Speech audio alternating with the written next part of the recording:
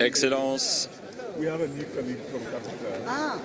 Monsieur le Haut-Commissaire aux droits de l'homme, la première séance de la 37e session extraordinaire du Conseil des droits de l'homme est maintenant ouverte. Monsieur le Haut-Commissaire aux droits de l'homme, la première séance de la 37e session extraordinaire du Conseil des droits de l'homme, permettez-moi de rappeler quelques éléments essentiels. Le lundi 3 février au soir, j'ai reçu une demande de convocation d'une session extraordinaire du Conseil concernant la situation des droits de l'homme dans l'Est de la République démocratique du Congo. Le lundi 3 février au soir, la demande présentée par le représentant permanent de la République démocratique du Congo a reçu le soutien de 27 États membres du Conseil. L'Afrique du Sud, l'Algérie, l'Allemagne, la Belgique, la Bulgarie, le... Excellent. Monsieur le Haut-Commissaire aux droits de l'homme, la première séance de la 37e session extraordinaire du Conseil des droits de l'homme est maintenant ouverte.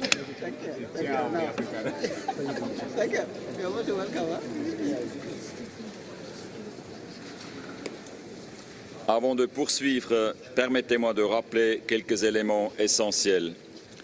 Le lundi 3 février au soir, j'ai reçu une demande de convocation d'une session extraordinaire du Conseil concernant la situation des droits de l'homme dans l'Est de la République démocratique du Congo.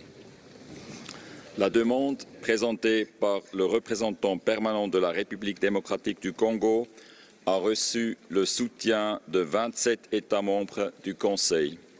L'Afrique du Sud, l'Algérie, l'Allemagne, la Belgique, la Bulgarie, le Burundi, le Chili, Chypre, la Colombie, le Costa Rica, l'Espagne, la France, le Ghana, les îles Marshall, l'Islande, le Japon, le Kirghizistan, la Macédoine du Nord, le Malawi, le Maroc, les Pays-Bas, la République de Corée, la République démocratique du Congo, la République dominicaine, la Roumanie, la Suisse et la Tchéquie.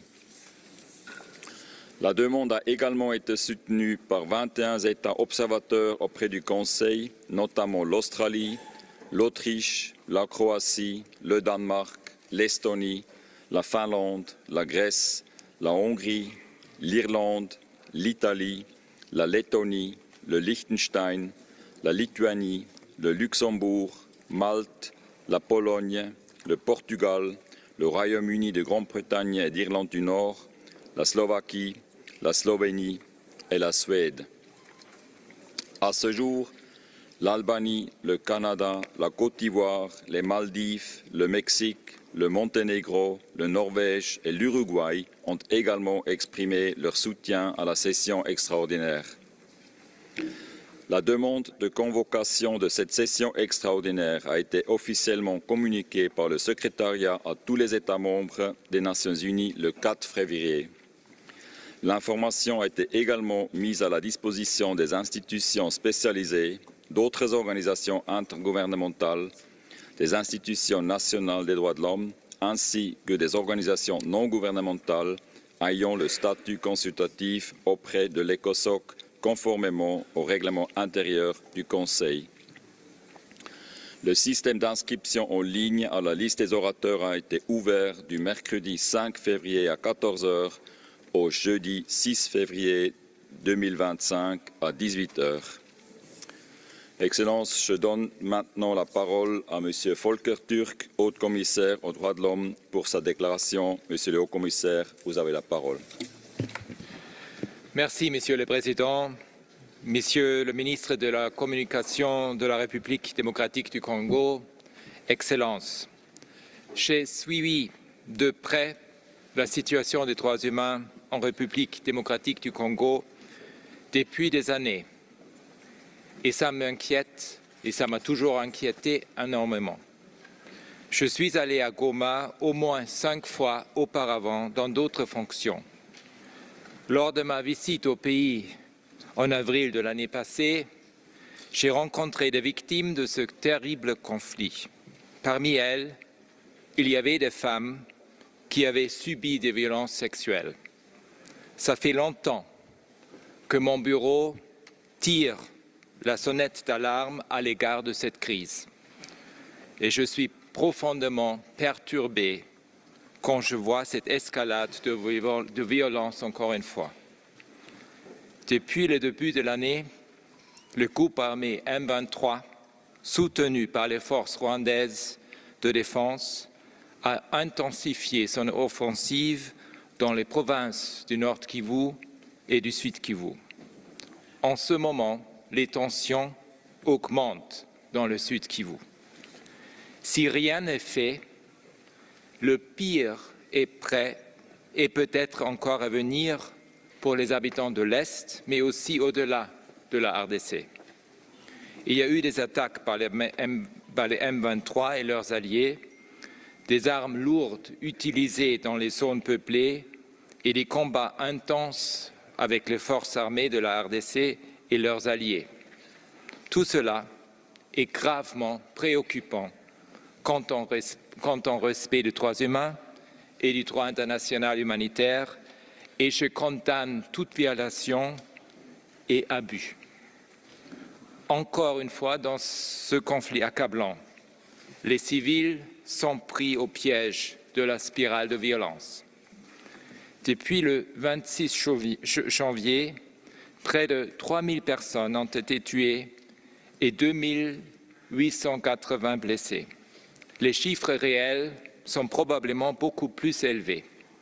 À Goma, le 27 janvier, 2 hôpitaux ont été bombardés, tuant et blessant plusieurs patients, y compris des femmes et des enfants. Je suis horrifié par la propagation de violences sexuelles qui sont un élément effroyable de ce conflit depuis longtemps. Il risque de s'aggraver dans les circonstances actuelles. Selon les autorités judiciaires, lors de l'évasion massive de la prison de Musenze à Goma le 27 janvier, au moins 165 prisonnières ont été violées. La plupart d'entre elles auraient été tuées par la suite dans un incendie dont les circonstances restent floues. Par ailleurs, mon équipe est en train de vérifier multiples allégations de viol collectifs et d'esclavage sexuel à travers les zones de combat. Des centaines de défenseurs des droits humains, de journalistes et de membres de la société civile ont signalé à mon bureau qu'ils sont menacés ou recherchés par le M23 et les forces rwandaises. Nous avons aussi facilité la protection d'autorités judiciaires en danger. Je suis également très préoccupé par la prolifération d'armes et le risque élevé des recrutements et de conscription forcée d'enfants. Selon les informations reçues, le M23 a bombardé les tours de transmission électrique qui alimentent l'arrivée d'eau jusqu'à la population civile. Les combats ont exacerbé une crise humanitaire chronique qui est le résultat de violations persistantes des droits humains. Plus de 500 000 personnes ont été déplacées depuis le début du mois de janvier. Cela s'ajoute aux plus de 6,4 millions déjà déplacés. Je suis aussi troublé par les allégations de retour forcé de milliers de personnes déplacées vers leur localité d'origine dans le nord et le sud Kivu, sans garantie de sécurité ni d'accès aux services de base nécessaires et donc sans dignité. L'aéroport de Goma, qui est tellement important pour l'aide humanitaire, a été rendu inopérationnel par le M23 et les forces rwandaises. Les entrepôts appartenant à la MONUSCO et à des organisations humanitaires ont été pillés. Excellences, le risque d'escalade de la violence dans toute la sous-région n'a jamais été aussi relevé. Tous ceux qui exercent une influence sur les parties impliquées, que ce soit des pays ou des acteurs non étatiques, doivent redoubler leurs efforts pour éviter une conflagration et soutenir le processus de paix. il est aussi fondamental d'analyser l'économie politique de ce conflit.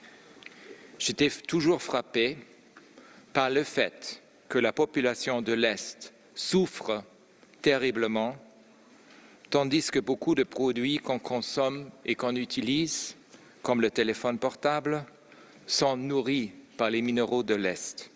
Nous sommes donc impliqués toutes et tous. Ceux qui pensent trouver la solution par la voie militaire ont tort. Un conflit encore plus profond et large aurait des conséquences dévastatrices sur les civils.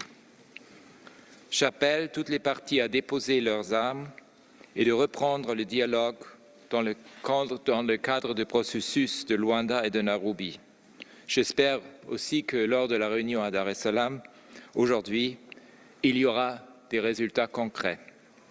Il faut veiller à ce que la participation substantielle des femmes dans ce processus soit assurée. Entre-temps, toutes les parties au conflit doivent respecter les droits humains et le droit international humanitaire. Le M23, les forces rwandaises et tous les acteurs qui le soutiennent doivent faciliter le passage de l'aide humanitaire. Il faut rouvrir l'espace aérien et les voies terrestres et lacustres pour établir un corridor humanitaire et garantir la sécurité des acteurs humanitaires. Dans de telles circonstances, il est crucial d'établir les faits et de traduire les auteurs de violations en justice. Il est donc nécessaire d'ouvrir une enquête indépendante et impartiale sur les violations et les abus aux droits humains et les violations du droit international humanitaire commises par toutes les parties. J'offre le soutien de mon bureau à cet égard et je salue l'appel de la Cour pénale internationale de cette semaine aux parties concernées de soumettre des informations sur la situation en RDC. Je réitère l'appel du secrétaire général de l'ONU aux forces rwandaises de défense de cesser tout soutien au M23 et de se retirer de la RDC. La voie militaire n'est pas non plus une réponse aux défis politiques, sociaux et économiques, y compris l'exploitation illégale des ressources naturelles qui sont à l'origine de ce conflit. Selon le principe de diligence raisonnable, le pays doit s'assurer que tout soutien financier ou autre n'alimente pas la commission de graves violations des droits humains. Il faut aussi combattre la corruption au sein des institutions de l'État, les rendre efficaces et rétablir la cohésion sociale dans le pays. La liberté de la presse et l'espace civique doivent être préservés. Les discours de haine et autres incitations à la discrimination et à la violence alimentent le conflit et les tensions politiques. Ils sont totalement inacceptables et on doit trouver des moyens pour les affronter. J'appelle les responsables politiques et économiques et communautaires à jouer un rôle positif dans la promotion de la cohésion sociale. Excellences, le peuple congolais souffre des horreurs depuis des décennies. J'exprime mon entière solidarité avec les victimes, les familles et les défenseurs des droits humains. Combien d'innocents doivent encore perdre leur vie pour qu'enfin on puisse voir naître une réelle volonté politique pour résoudre cette crise. Il est de toute urgence pour tous les acteurs impliqués avec influence d'agir pour mettre fin à cette situation tragique. Merci beaucoup. Je vous remercie pour votre déclaration et je donne maintenant la parole à M. Surya Deva, président du comité de coordination des procédures spéciales, qui va nous adresser par vidéoconférence.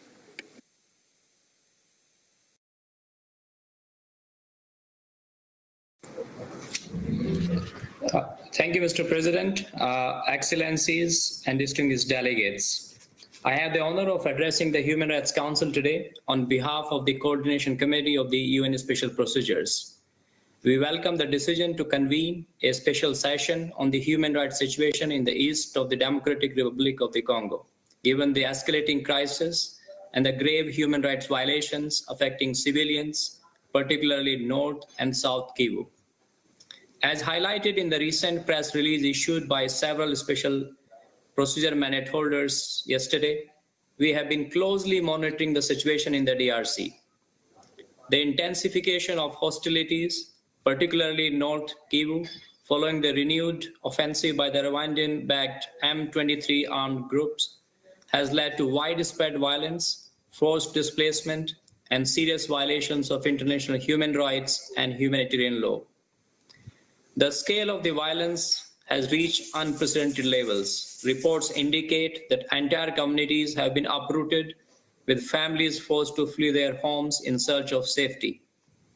The humanitarian consequences are devastating, as those displaced often find themselves with no access to shelter, water, sanitation, food, medical care, or education.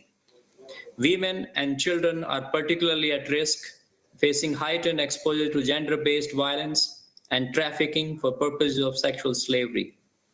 We are also concerned at the devastating impact on children, who are at serious risk of all 6 grave violations against children in armed conflict. In recent weeks, over 700,000 individuals have been displaced due to these hostilities, adding to the already staggering figure of 6.7 million internally displaced persons in the DRC, as also mentioned by the High Commissioner. The indiscriminate bombardment of densely populated areas, including displacement camps, has resulted in mass civilian casualties and triggered panic and forced returns under unsafe conditions. There are also reports of summary executions and civilians being subjected to forced conscription and labor. Reports indicate that M23 movement has systematically dismantled displacement sites in areas under its control, forcing individuals to return to their areas of origin without guarantees of safety or dignity. Thus, displacement sites, which should offer refuge, have instead become sites of renewed violence. Hospitals in the region are overwhelmed, struggling to cope up with the influx of injured civilians amid shortage of medical supplies, personal and essential medicines. Moreover, humanitarian access to conflict-affected areas remains severely restricted, with aid workers facing security threats, looting of relief supplies, and targeted attacks on humanitarian facilities. This has significantly hindered the delivery of life-saving assistance. The collapse of infrastructure in affected regions has severely disrupted essential services, including education and healthcare. The destruction of medical facilities has left countless individuals without access to urgent medical care.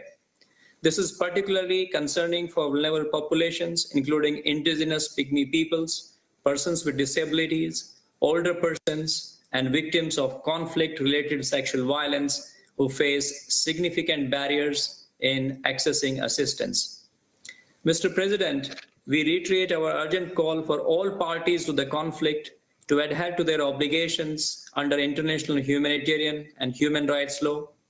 We call for the immediate cessation of attacks against civilians, the protection of civilian infrastructure, and unimpeded access for humanitarian actors to deliver assistance to those in need.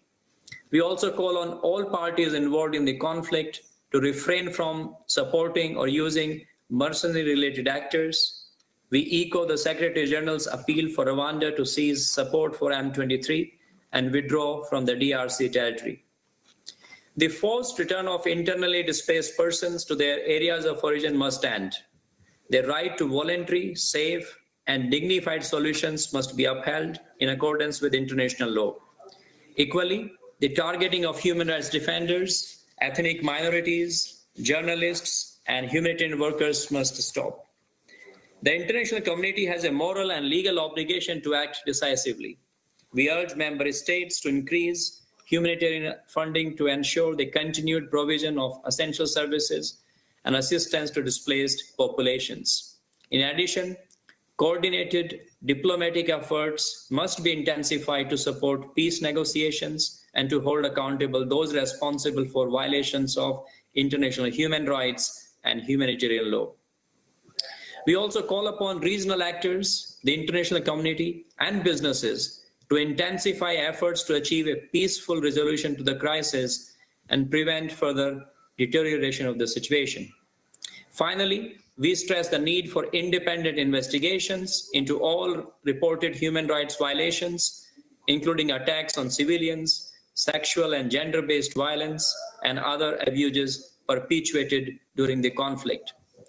Establishing robust accountability mechanisms is critical to preventing impunity and ensuring justice for victims.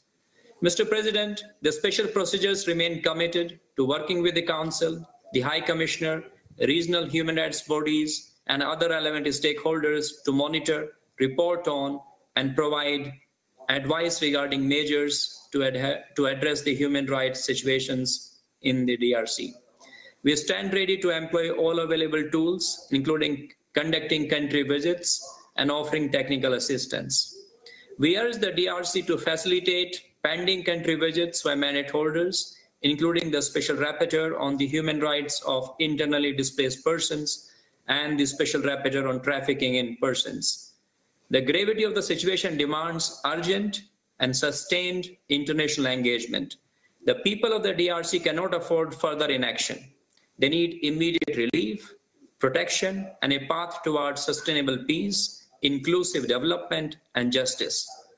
As reaffirmed by the Pact for the Future, sustainable development, peace and security, and human rights are interlinked and mutually reinforcing pillars of the United Nations. We cannot have one without the others. I thank you, Mr. President. Je vous remercie de votre déclaration.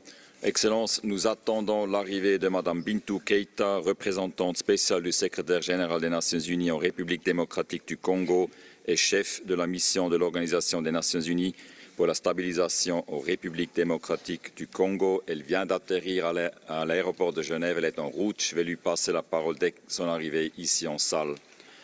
Entre-temps, et conformément à notre pratique, nous commencerons par entendre les délégations des pays concernés. Je donne maintenant la parole à son Excellence, M. Patrick Muyaya Katambwe, ministre de Communication et Médias de la République démocratique du Congo, pour sa déclaration au nom de la République démocratique du Congo en tant que pays concerné. Excellence, Monsieur le ministre, vous avez 5 minutes. Monsieur le Président, Excellences, Mesdames et Messieurs les membres du Conseil des droits de l'homme, la République démocratique du Congo exprime sa profonde gratitude au Conseil pour la tenue de cette session spéciale soutenue par plus de 30 États membres et 22 États observateurs. Cette réunion répond à l'urgence de la situation actuelle et aux violations massives des droits de l'homme et atteintes qui frappent les populations du Nord et du Sud Kivu, résultant de l'agression des forces de défense rwandaises et de leurs supplétifs du M23 et de l'AFC. Les bombardements indiscriminés contre des camps des déplacés et des zones d'habitation civile ont exacerbé une crise humanitaire catastrophique. Ces attaques ont délibérément ciblé des populations vulnérables en violation flagrante de principes d'humanité, des distinctions, des précautions, des proportionnalités, d'interdictions de mots superflus et des souffrances inutiles. Les forces de défense rwandaises et leurs supplétifs ont transformé des zones de refuge comme des hôpitaux en cibles militaires, mettant en danger la vie des milliers d'innocents, parmi lesquels de nombreuses femmes et enfants. Dans la région de Goma, privée d'eau et d'électricité, ces principes du droit international humanitaire ont été systématiquement violés. Les bombardements indiscriminés ont frappé des zones résidentielles, provoquant des déplacements massifs des populations et attaquant de cas de personnes déplacées internes. Cette situation est d'autant plus alarmante qu'elle se déroule dans un contexte où des populations déjà vulnérables se trouvent prises au piège entre les forces rwandaises et leurs supplétifs du M23, notamment soutenus par des acteurs extérieurs. Selon les chiffres de l'ONU, lors de l'agression qui a conduit à l'occupation de Goma, au moins 3000 personnes ont perdu la vie et plus de 3000 autres sont aujourd'hui blessées. Les attaques ciblant les civils, les déplacements forcés et les attaques contre les camps de personnes déplacées internes témoignent d'une brutalité inacceptables, étayées par des atrocités indescriptibles, notamment des meurtres, des viols de moins de 200 femmes, des massacres et les recrutements forcés d'enfants conduits dans des centres de formation à Rutshuru et ailleurs. En soutenant activement ces groupes armés, le Rwanda porte une responsabilité directe dans ces violations, exposant ainsi les civils à des souffrances inimaginables.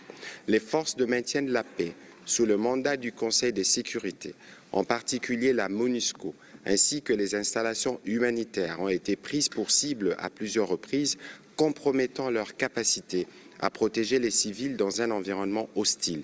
Nous déplorons également les attaques contre les forces régionales de la SADC qui œuvrent sans relâche pour la stabilité de la région. Monsieur le Président, face à cette situation, la République démocratique du Congo appelle à la mise en place d'une commission internationale d'enquête pour examiner les violations des droits de l'homme commises dans notre pays. Cette commission devra être mandatée pour établir la vérité sur les responsables de ces crimes et rendre des recommandations pour en tenir les auteurs responsables. Nous appelons également à l'adoption des mesures concrètes pour prévenir de telles violations à l'avenir. Il est essentiel de renforcer les mécanismes de surveillance et d'alerte précoce, ainsi que d'assurer une meilleure coordination entre la MONUSCO, les forces de sécurité congolaises et les acteurs régionaux afin de protéger les civils et de prévenir de nouvelles escalades des violences. De plus, il est impératif de garantir un accès humanitaire immédiat et sans restriction pour permettre de mieux prendre en charge des milliers de blessés, évacuer les cas les plus graves et réduire les risques de propagation d'épidémies telles que le choléra, les mpox dans une ville traumatisée dont certaines rues ont été transformées en cimetières. Nous rejetons fermement l'implication continue de certains États, notamment le Rwanda, dans le soutien logistique, militaire et financier à des groupes armés opérant sur notre territoire. Les soutiens du Rwanda au M23, documentés à plusieurs reprises, y compris par les groupes d'experts mandatés par les Conseils de sécurité des Nations Unies, a alimenté la violence dans l'Est de notre pays depuis plus de 30 ans, exacerbant la guerre pour des raisons liées à l'exploitation de ressources minières stratégiques de la République démocratique du Congo. Nous appelons donc ces conseils à tenir le Rwanda responsable de ces crimes de guerre et de ces crimes contre l'humanité, notamment les dépeuplements forcés des populations et leur remplacement par d'autres, ainsi que la domination des nouvelles autorités administratives dans le but d'occuper définitivement ces territoires. Il est urgent d'exercer une pression internationale pour que le Rwanda cesse immédiatement son soutien à ces groupes armés et se retire tout aussi immédiatement du territoire congolais. Monsieur le Président, la République démocratique du Congo reste pleinement engagée dans la recherche de la paix et de la stabilité. Nous réaffirmons notre volonté de travailler de manière constructive avec tous les acteurs régionaux et internationaux, mais il est impératif que la communauté internationale soutienne fermement nos efforts pour mettre fin à cette crise de protection et à la souffrance de notre peuple dans la partie est de notre pays. Nous réitérons donc notre appel à la responsabilité pleine et entière du Rwanda dans cette situation et à des mesures immédiates pour mettre fin à son soutien aux groupes armés. L'adoption par consensus de la résolution qui vous a été présentée serait signe de solidarité pour les millions de Congolais qui vivent aujourd'hui sous l'occupation des forces rwandaises. Je vous remercie de votre attention, Monsieur le Président. Merci. Je vous remercie pour votre déclaration et je donne à présent la parole au distingué représentant du Rwanda pour sa déclaration en tant que pays concerné. Excellence, vous avez 5 minutes. Thank you, Mr. President. I'd like to start by thanking the High Commissioner for the oral statement on the situation in the Eastern DRC, which persistently constitutes a security threat to the Great Lakes region and to Rwanda in particular. The current session is called for at a time when the situation in the Eastern DRC is evolving rapidly. The Eastern African Community Summit of 29th January and the South African Development Summit of 31st January 25 have convened a summit to discuss today and tomorrow with a view to holding a frank discussion on this crisis and in the hope of finding a lasting solution to the crisis. Therefore, we should give a chance to this important regional initiative to bear fruits before preempting their outcome and attempting to feed the ongoing discussions in the relevant UN bodies. This reminds us of the fate of the EAC regional force that made stride in imposing ceasefire and accompanying the peace process from March to September 2023, during which the M23 relinquished 8% of the territory it was previously holding. But before this process could be completed, the DRC unilaterally decided to expel the force, replacing it with the SAMI DRC with an offensive mandate in pursuit of a military solution. Rwanda raised concerns about the substitution of the EAC force, a true peacekeeping force, with the SAMI DRC, an offensive force. SAMI DRC is now part of the Kinshasa-led military coalition, which includes the UN-sanctioned genocidal militia FDLR, Burundi forces, European mercenaries, Wazalendo with logistical and operational support by the UN. Those concerns are now proven right as we unfortunately witnessed the result of imposing a military solution to a political problem.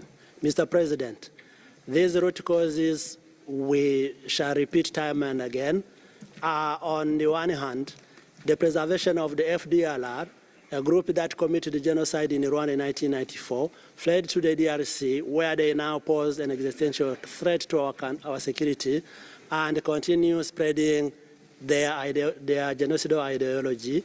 On the other hand, the marginalization of Kinyarwanda-speaking Congolese community, particularly Tutsi, by the government of DRC.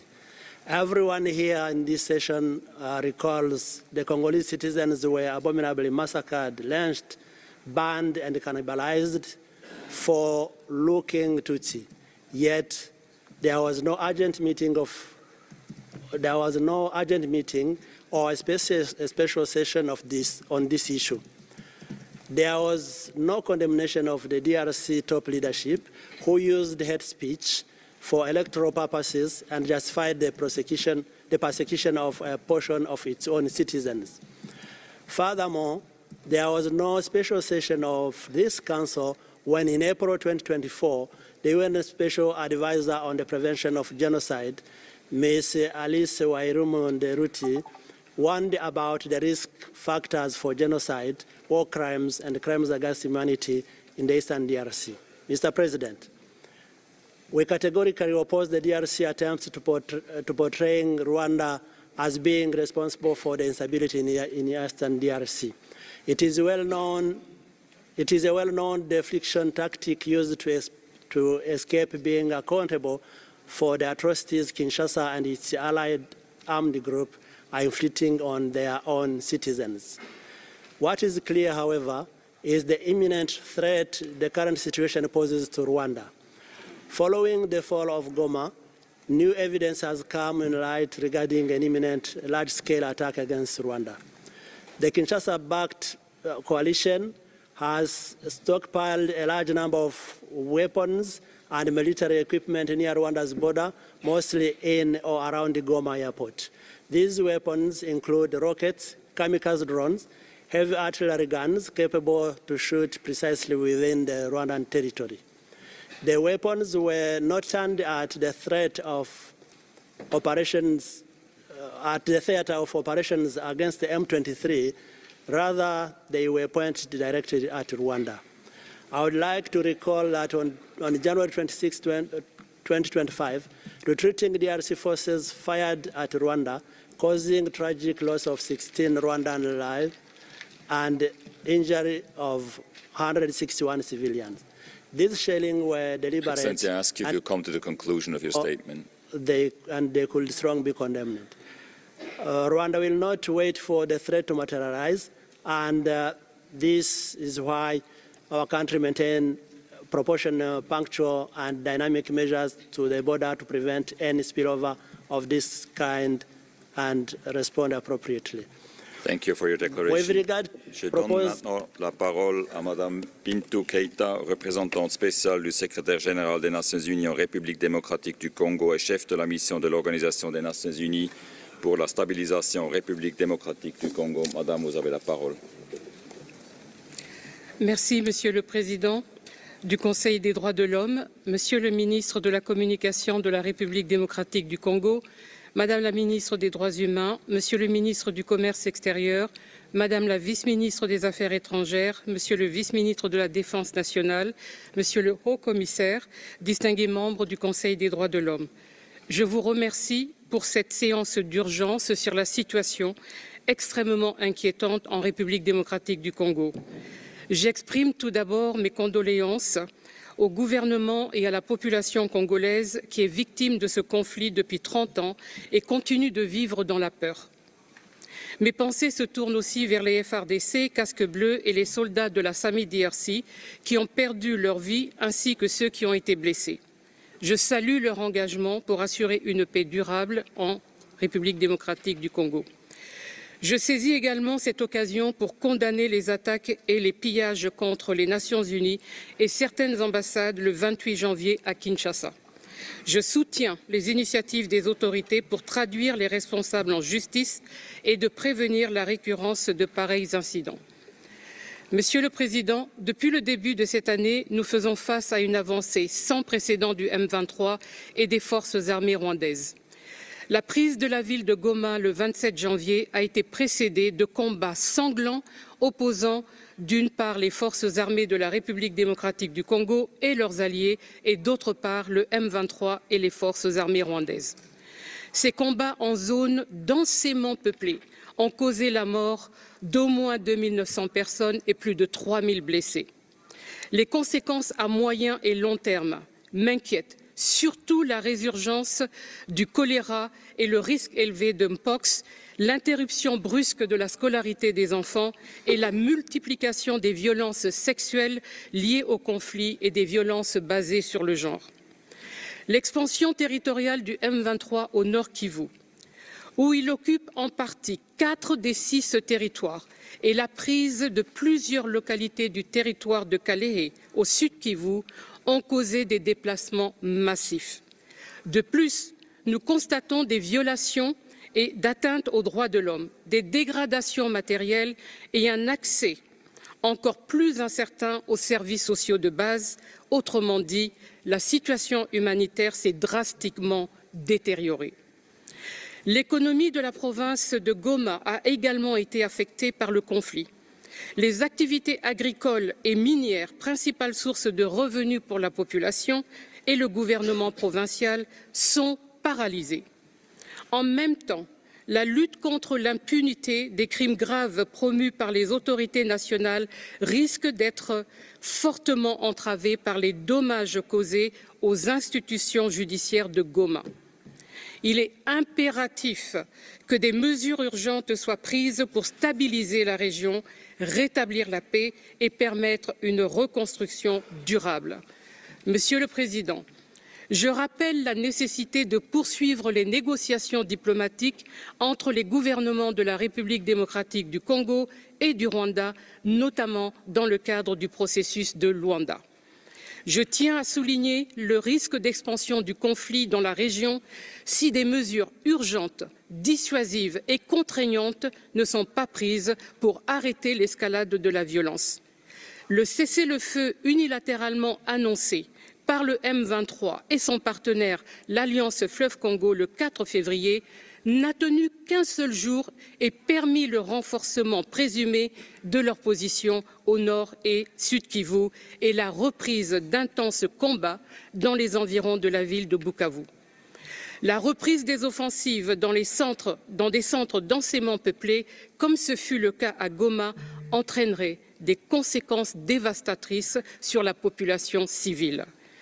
La criminalité et la montée de la justice populaire sont plus qu'alarmantes, avec la prolifération d'armes abandonnées par les soldats et l'errance de plus de 4000 prisonniers évadés de la prison centrale de Goma le 27 janvier. Mr. President, while I am speaking, youth are being subjected to forced recruitment, and human rights defenders, civil society actors and journalists have also become a major population at risk. MONUSCO continues to receive requests for individual protection from them, as well as from judicial authorities under threat and at risk of reprisal from M23 in areas under its control. Such reprisal must stop immediately. Furthermore, mis and disinformation are rampant and pose serious risk. The suspension of social networks such as X and TikTok by the Congolese authorities is a serious infringement of the right to information and must be swiftly lifted in line with the statement of the Vice Prime Minister of Interior. In a region with a sensitive history, ethnically motivated attacks remain a serious concern. United Nations Joint Human Rights Office documented a case of allegedly ethnically motivated lynching in an internally displaced person site, as well as physical and verbal violence against journalists in Goma. In Kalehe, South Kivu, our Joint Human Rights Office has received reports of physical attacks, abduction and extortion of civilians linked to the perceived ethnicity of the victims. I thus call for unity and social cohesion and encourage the adoption of the draft law against tribalism, racism and xenophobia. I reiterate that the humanitarian situation in Goma is catastrophic. The decomposing bodies collected from the streets of Goma prompted WHO to warn of potential epidemics.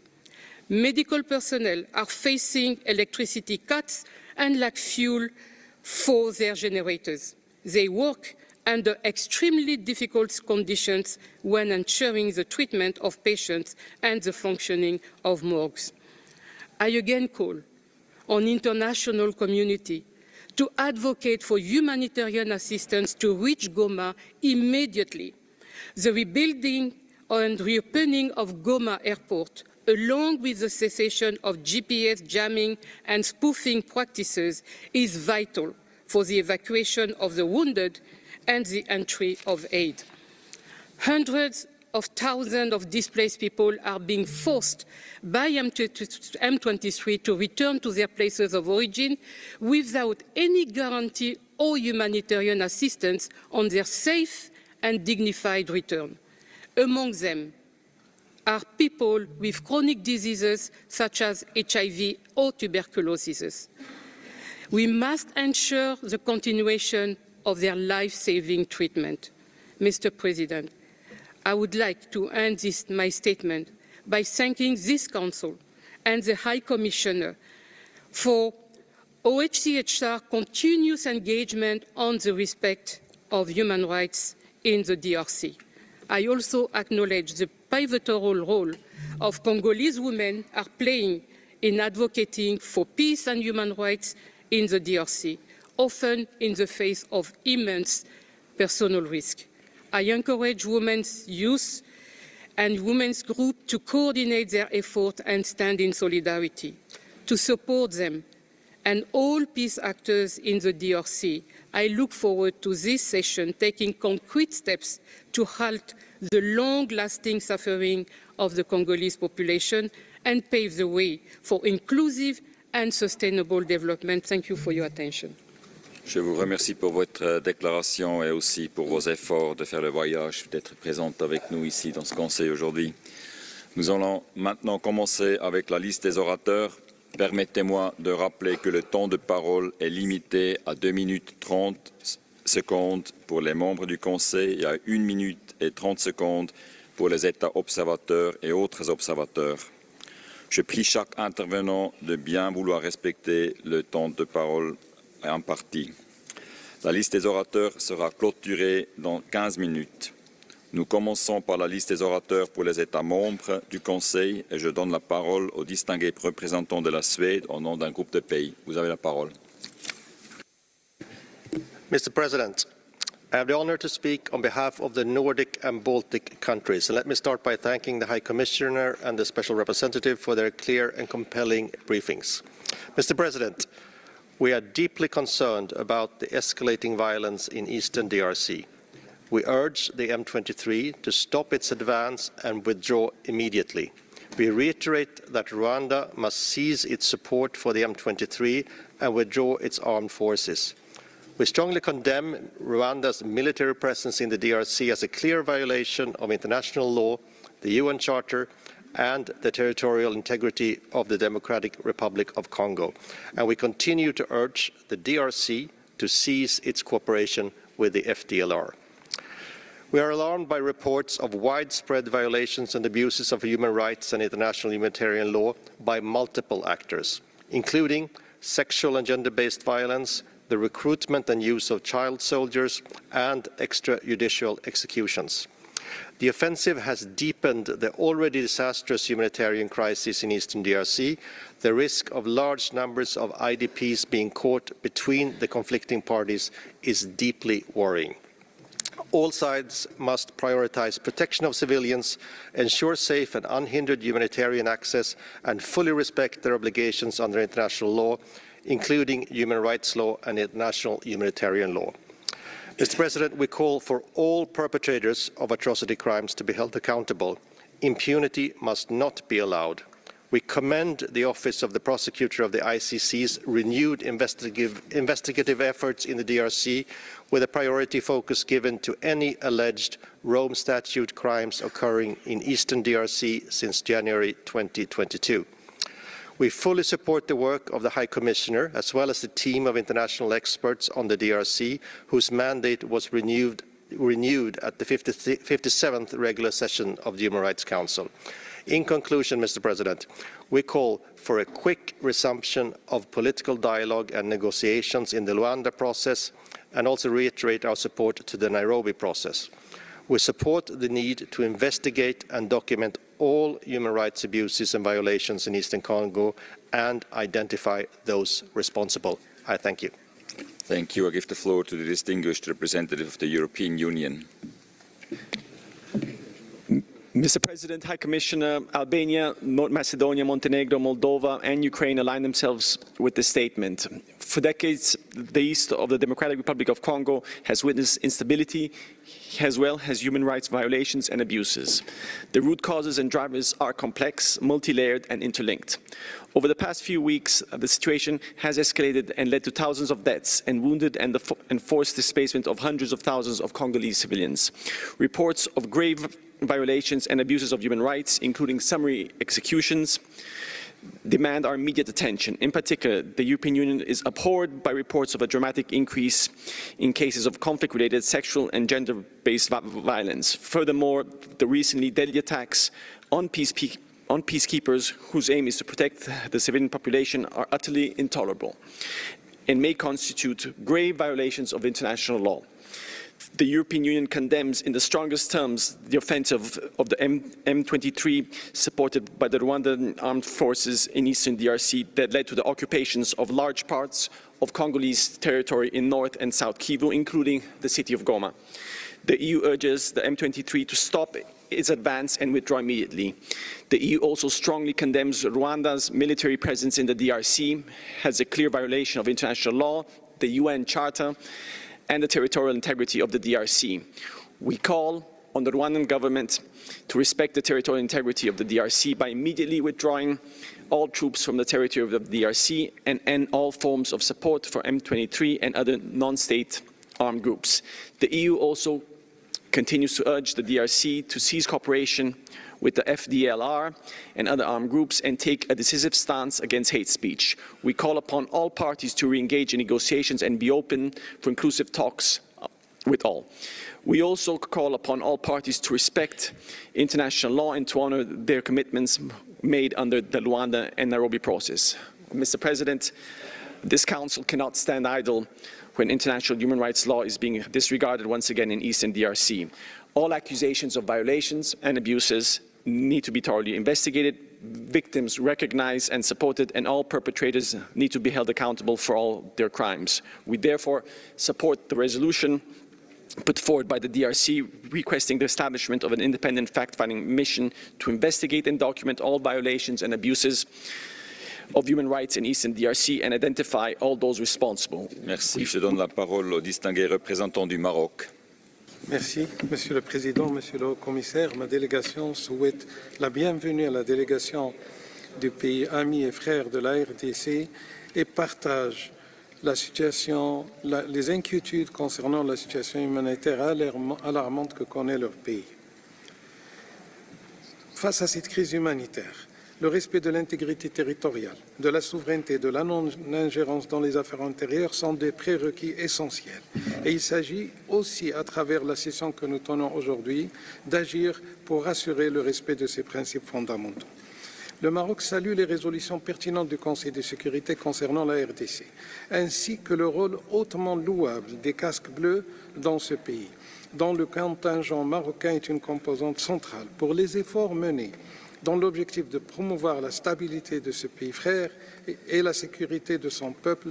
Le rôle des casques bleus demeure essentiel en dépit des situations de crise qui se développent comme on le constate aujourd'hui.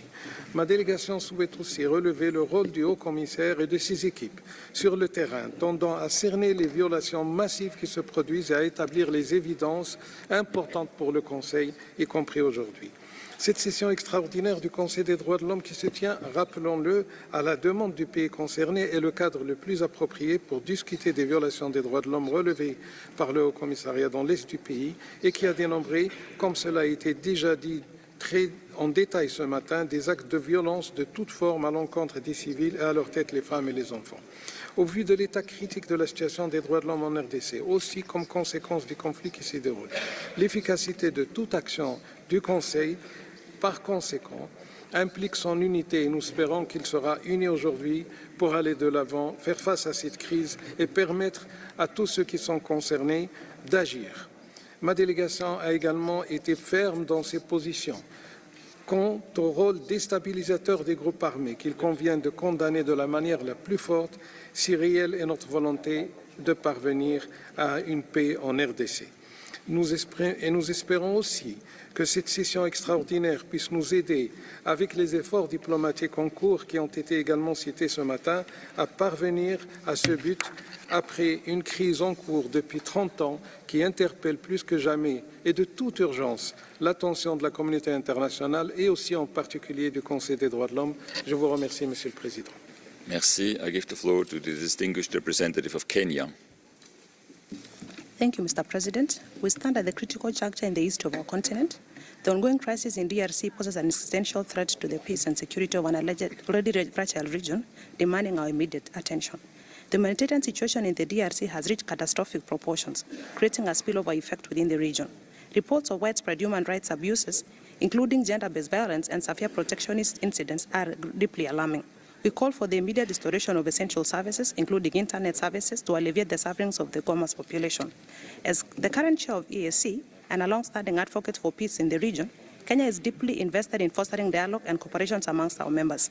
Guided by the mantra, African Solutions for African Challenges, we welcome the ongoing peace efforts, including the Nairobi and the Luanda processes. The upcoming joint EAC and SADC summit presents a critical opportunity for dialogue, and we believe any action taken by this Council should complement these efforts. It is imperative that our deliberations and outcomes today do not inadvertently undermine the forthcoming summit, but rather contribute towards the broader regional framework for peace and stability in the DRC. To this end, we urge all stakeholders to reject divisive rhetorics and join call for immediate cessation of hostilities and return to a negotiating table.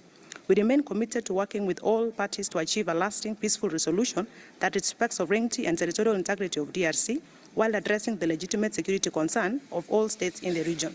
The situation in eastern DRC is not merely a localized conflict, but a manifestation of historic challenges intertwined with the legacy of colonialism, wanton and illicit resource extraction, political fragmentation, and intercommunal divisions, which must be addressed. These deep-rooted injustices have undermined governance, fueled conflicts, and human suffering. We urge this Council to take concrete steps in addressing human rights situations in DRC as a testament of our collective resolve as a national community to shape a just and peaceful world. I thank you. Thank you. Je donne la parole au distingué représentant de la France. Président, la dégradation de la situation rendait indispensable une session extraordinaire de ce Conseil. Et au moment où les chefs d'État de la région se réunissent, ce Conseil doit adresser le message qu'appelle son mandat. Cette situation dans le Nord Kivu est alarmante. Depuis plusieurs années et de longue date déjà, la France est mobilisée et appelle à la mobilisation de la communauté internationale. L'offensive lancée par le F-23 avec le soutien du Rwanda a des conséquences catastrophiques pour une population déjà vulnérable et les rapports du haut-commissaire et de la représentante spéciale du secrétaire général jettent une lumière crue sur ce qu'il se passe. La France condamne à nouveau fermement l'offensive du M23, groupe rebelle soutenu par le Rwanda qui doit se retirer immédiatement des territoires dont il a pris le contrôle. La France appelle à la reprise du dialogue, elle réitère son soutien au processus de Luanda et Nairobi, elle appelle les parties à respecter leurs engagements.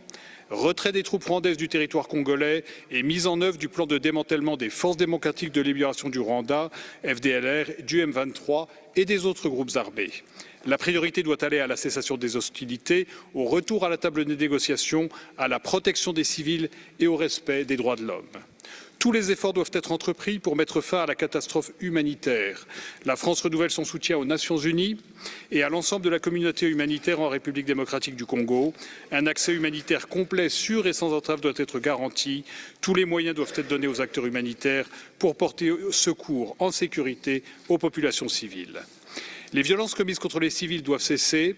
Le viol collectif de femmes à la prison de Goma le 27 janvier, s'il devait être confirmé, est susceptible de constituer un crime de guerre, tout comme la mort de 3 casques bleus de la MONUSCO qui doit pouvoir exercer sa mission de protection des civils. Ces crimes ne sauraient rester impunis. La documentation des violations doit être assurée. La France remercie l'équipe d'experts pour ses travaux.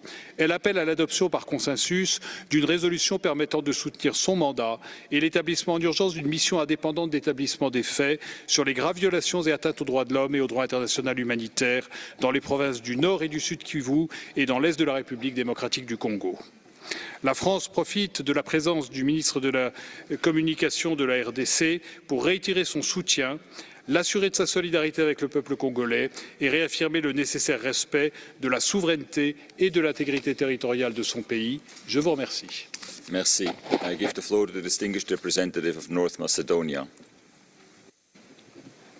Mr. President, High Commissioner, North Macedonia expresses deep concern over the dire and deteriorating human rights situation in the eastern part of the DRC, particularly in North and South Kivu. The recent escalation of hostilities has resulted in severe human rights violations, including attacks on civilians, widespread conflict-related sexual and gender-based violence, and forced displacement. We strongly condemn all actions of the armed groups responsible for these atrocities and any parties complicit in perpetuating this violence. The deliberate targeting of vulnerable groups, women, children, and internally displaced persons flagrantly violates international human rights and humanitarian law. The humanitarian impact of this crisis is grave and demands urgent actions. Therefore, we urge all parties to immediately cease hostilities, protect civilians, and uphold human rights obligations.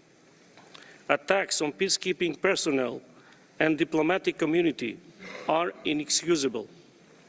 We call for thorough investigations to ensure accountability for committed human rights abuses.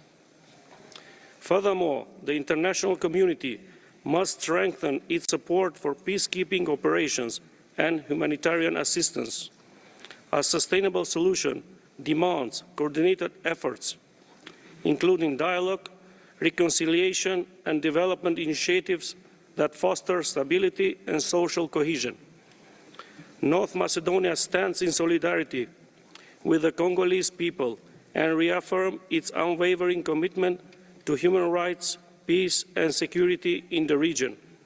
We fully support the urgent establishment of an independent fact-finding mission to investigate serious human rights violations and breaches of international humanitarian law committed in North and South Kivu in the eastern part of the DRC.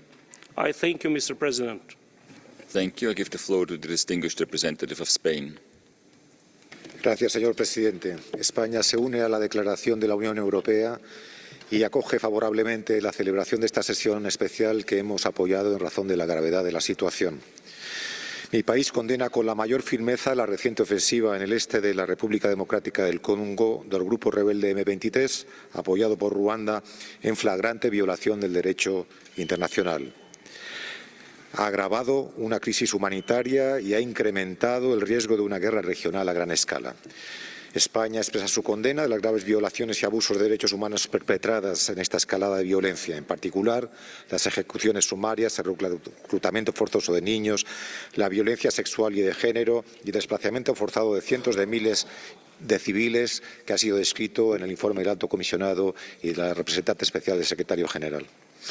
Exhortamos a todos los implicados en el conflicto a que respeten los derechos humanos y el derecho internacional humanitario, garantizando a la población civil el pleno acceso a la ayuda humanitaria, ya que se reanuden las negociaciones en el marco de los procesos de Luanda y Nairobi. Asimismo, instamos a Ruanda a respetar la soberanía e integridad territorial de la República Democrática del Congo, a dejar de brindar cualquier apoyo al M23 y a retirarse del territorio de la República Democrática del Congo. España respalda el proyecto de resolución presentado, solicitando el establecimiento de una misión independiente que documente e investigue las graves violaciones de los derechos humanos y del derecho internacional humanitario cometidas en los dos kibus desde enero del año 22. Esta decisión profundizará y reforzará la cooperación ya existente con la Oficina del Alto Comisionado. Nuestra responsabilidad como miembros del Consejo es tomar todas las medidas para evitar que esta situación gravísima siga deteriorándose. Apoyamos, por tanto, la labor de la Corte Penal Internacional, cosa que me parece singularmente importante en un día como hoy. Garantizar la rendición de cuentas de los autores de estas graves violaciones es clave para asegurar justicia y reparación a la población, que vive exhausta tras décadas de conflicto. Hoy este Consejo envía un mensaje claro para reafirmar un orden internacional basado en reglas y en el respeto de los derechos humanos. Muchas gracias.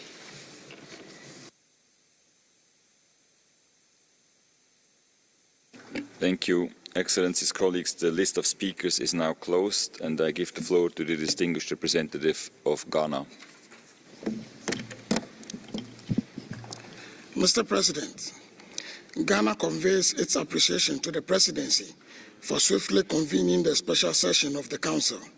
We also thank the High Commissioner and other briefers for the informative briefing on the prevailing human rights, security, and humanitarian situation in Eastern DRC. My delegation is gravely concerned about the unfolding crisis and the widespread violence, mostly affecting civilians in the region of North and South Kivu. We regret very much the indiscriminate military attacks and the ongoing violation of the international humanitarian law and human rights law.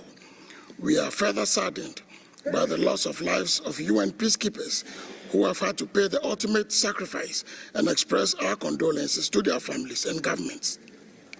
We strongly support the passionate calls for the end of all forms of violence against civilian population made by the Secretary General of the United Nations, the African Union Peace and Security Council, and recently by the Southern African Development Community. We further underline the need for accountability for all atrocities committed against civilians. Mr. President, the recurring instability in Goma is likely to plunge the DRC and the entire region into dire political, economic, social, and human rights and humanitarian crisis. The sheer number of internally displaced persons will not only pose significant security and humanitarian risk, but would draw the region back on the socio-economic gains made over the years. Ghana appeals to the humanitarian community to rally immediate support for the protection of the population, particularly the vulnerable section of the population, notably women and children. Ghana further calls for the immediate halt to the military hostilities and de-escalation of the mounting tensions. We address our call to all armed groups to lay down their weapons and withdraw from the sovereign territory of DRC. All actors, both state and non-state, have a duty to respect the Charter of the United Nations and its principles, which serves as a bedrock of the international system, including the obligation to settle disputes through peaceful means. In this context, we urge all the armed actors participating in the ongoing conflict to submit to dialogue, which remain crucial to restoring peace, stability to Eastern DRC. In conclusion, I wish to reiterate Ghana's respect for the sovereignty and territorial integrity of the DRC. Thank you. And to contribute meaningfully to the ongoing... Thank you. I give the floor to the distinguished representative of Germany. Mr. President, Mr. High Commissioner, Germany aligns itself with the statement delivered by the European Union. Germany firmly condemns the Rwanda-backed M23 offensive.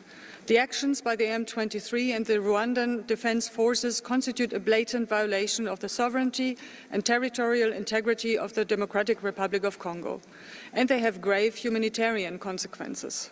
The people of Eastern DRC, a region already facing severe poverty and instability and marked by decades of conflict, now face a spiraling humanitarian and human rights crisis.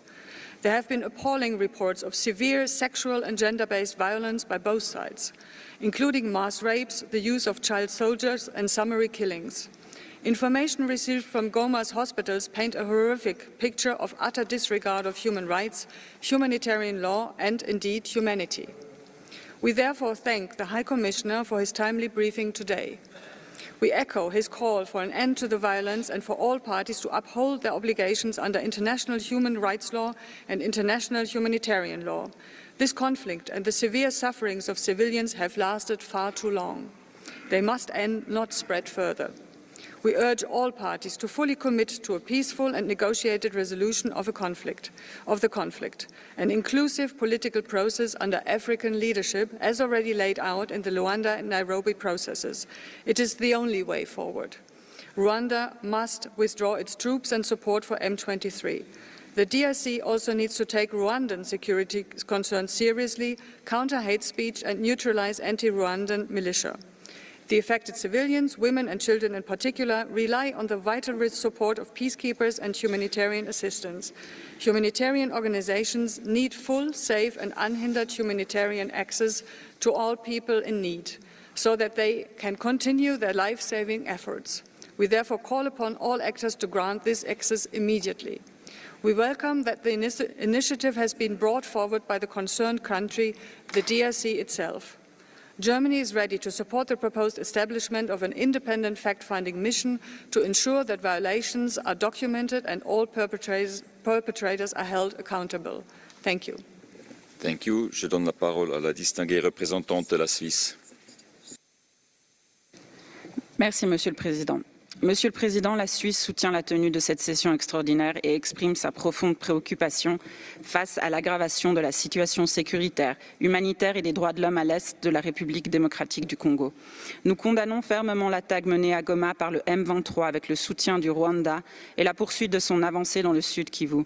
La Suisse appelle au respect de la souveraineté et de l'intégrité territoriale de la République démocratique du Congo. Les violences ont atteint un niveau alarmant, causant de graves souffrances aux populations civiles. Toutes les violations et abus des droits de l'homme et les violations du droit international humanitaire, en particulier les attaques contre les civils et les biens civils, ainsi que les violences sexuelles et basées sur le genre liées au conflit, sont inacceptables et ne doivent pas rester impunies. Goma fait face à une urgence humanitaire. Le pillage des commerces, des entrepôts et des organisations humanitaires par les différentes parties au conflit rend l'accès à l'aide humanitaire toujours plus critique. La Suisse plaide pour un accès humanitaire rapide et sans entrave à toutes les populations dans le besoin, comprenant une réouverture de l'aéroport de Goma pour des vols humanitaires. Il est urgent que toutes les parties conviennent d'un cessez-le-feu, que l'accès à l'aide humanitaire soit facilité et que des mesures soient mises en place pour garantir la sécurité des personnes déplacées et leur accès aux services essentiels, tels que l'exige le droit international. La Suisse appelle toutes les parties à respecter strictement le droit international humanitaire et notamment à assurer la protection des civils et à une désescalade immédiate. Elle demande au Rwanda de cesser tout soutien au M23 et de retirer ses soldats du territoire congolais. De plus, la République démocratique du Congo doit opérationnaliser le plan pour la neutralisation des forces démocratiques de libération du Rwanda. Mon pays condamne également les exactions commises par les forces démocratiques alliées qui continuent d'agir en toute impunité. Finalement, la Suisse affirme son soutien aux efforts de médiation de la communauté régionale, en particulier le processus de Luanda. Nous demandons à la République démocratique du Congo et au Rwanda de reprendre les négociations et encourageons les initiatives pour la lutte contre l'impunité. La justice et la reddition des comptes pour les violations du droit international humanitaire et les violations et abus des droits humains doivent être une priorité. Je vous remercie. Merci. Je donne la parole au distingué représentant de l'Albanie. Merci, Monsieur le Président. Albania aligns itself with the EU statement. The situation in the Democratic Republic of Congo is of serious concern.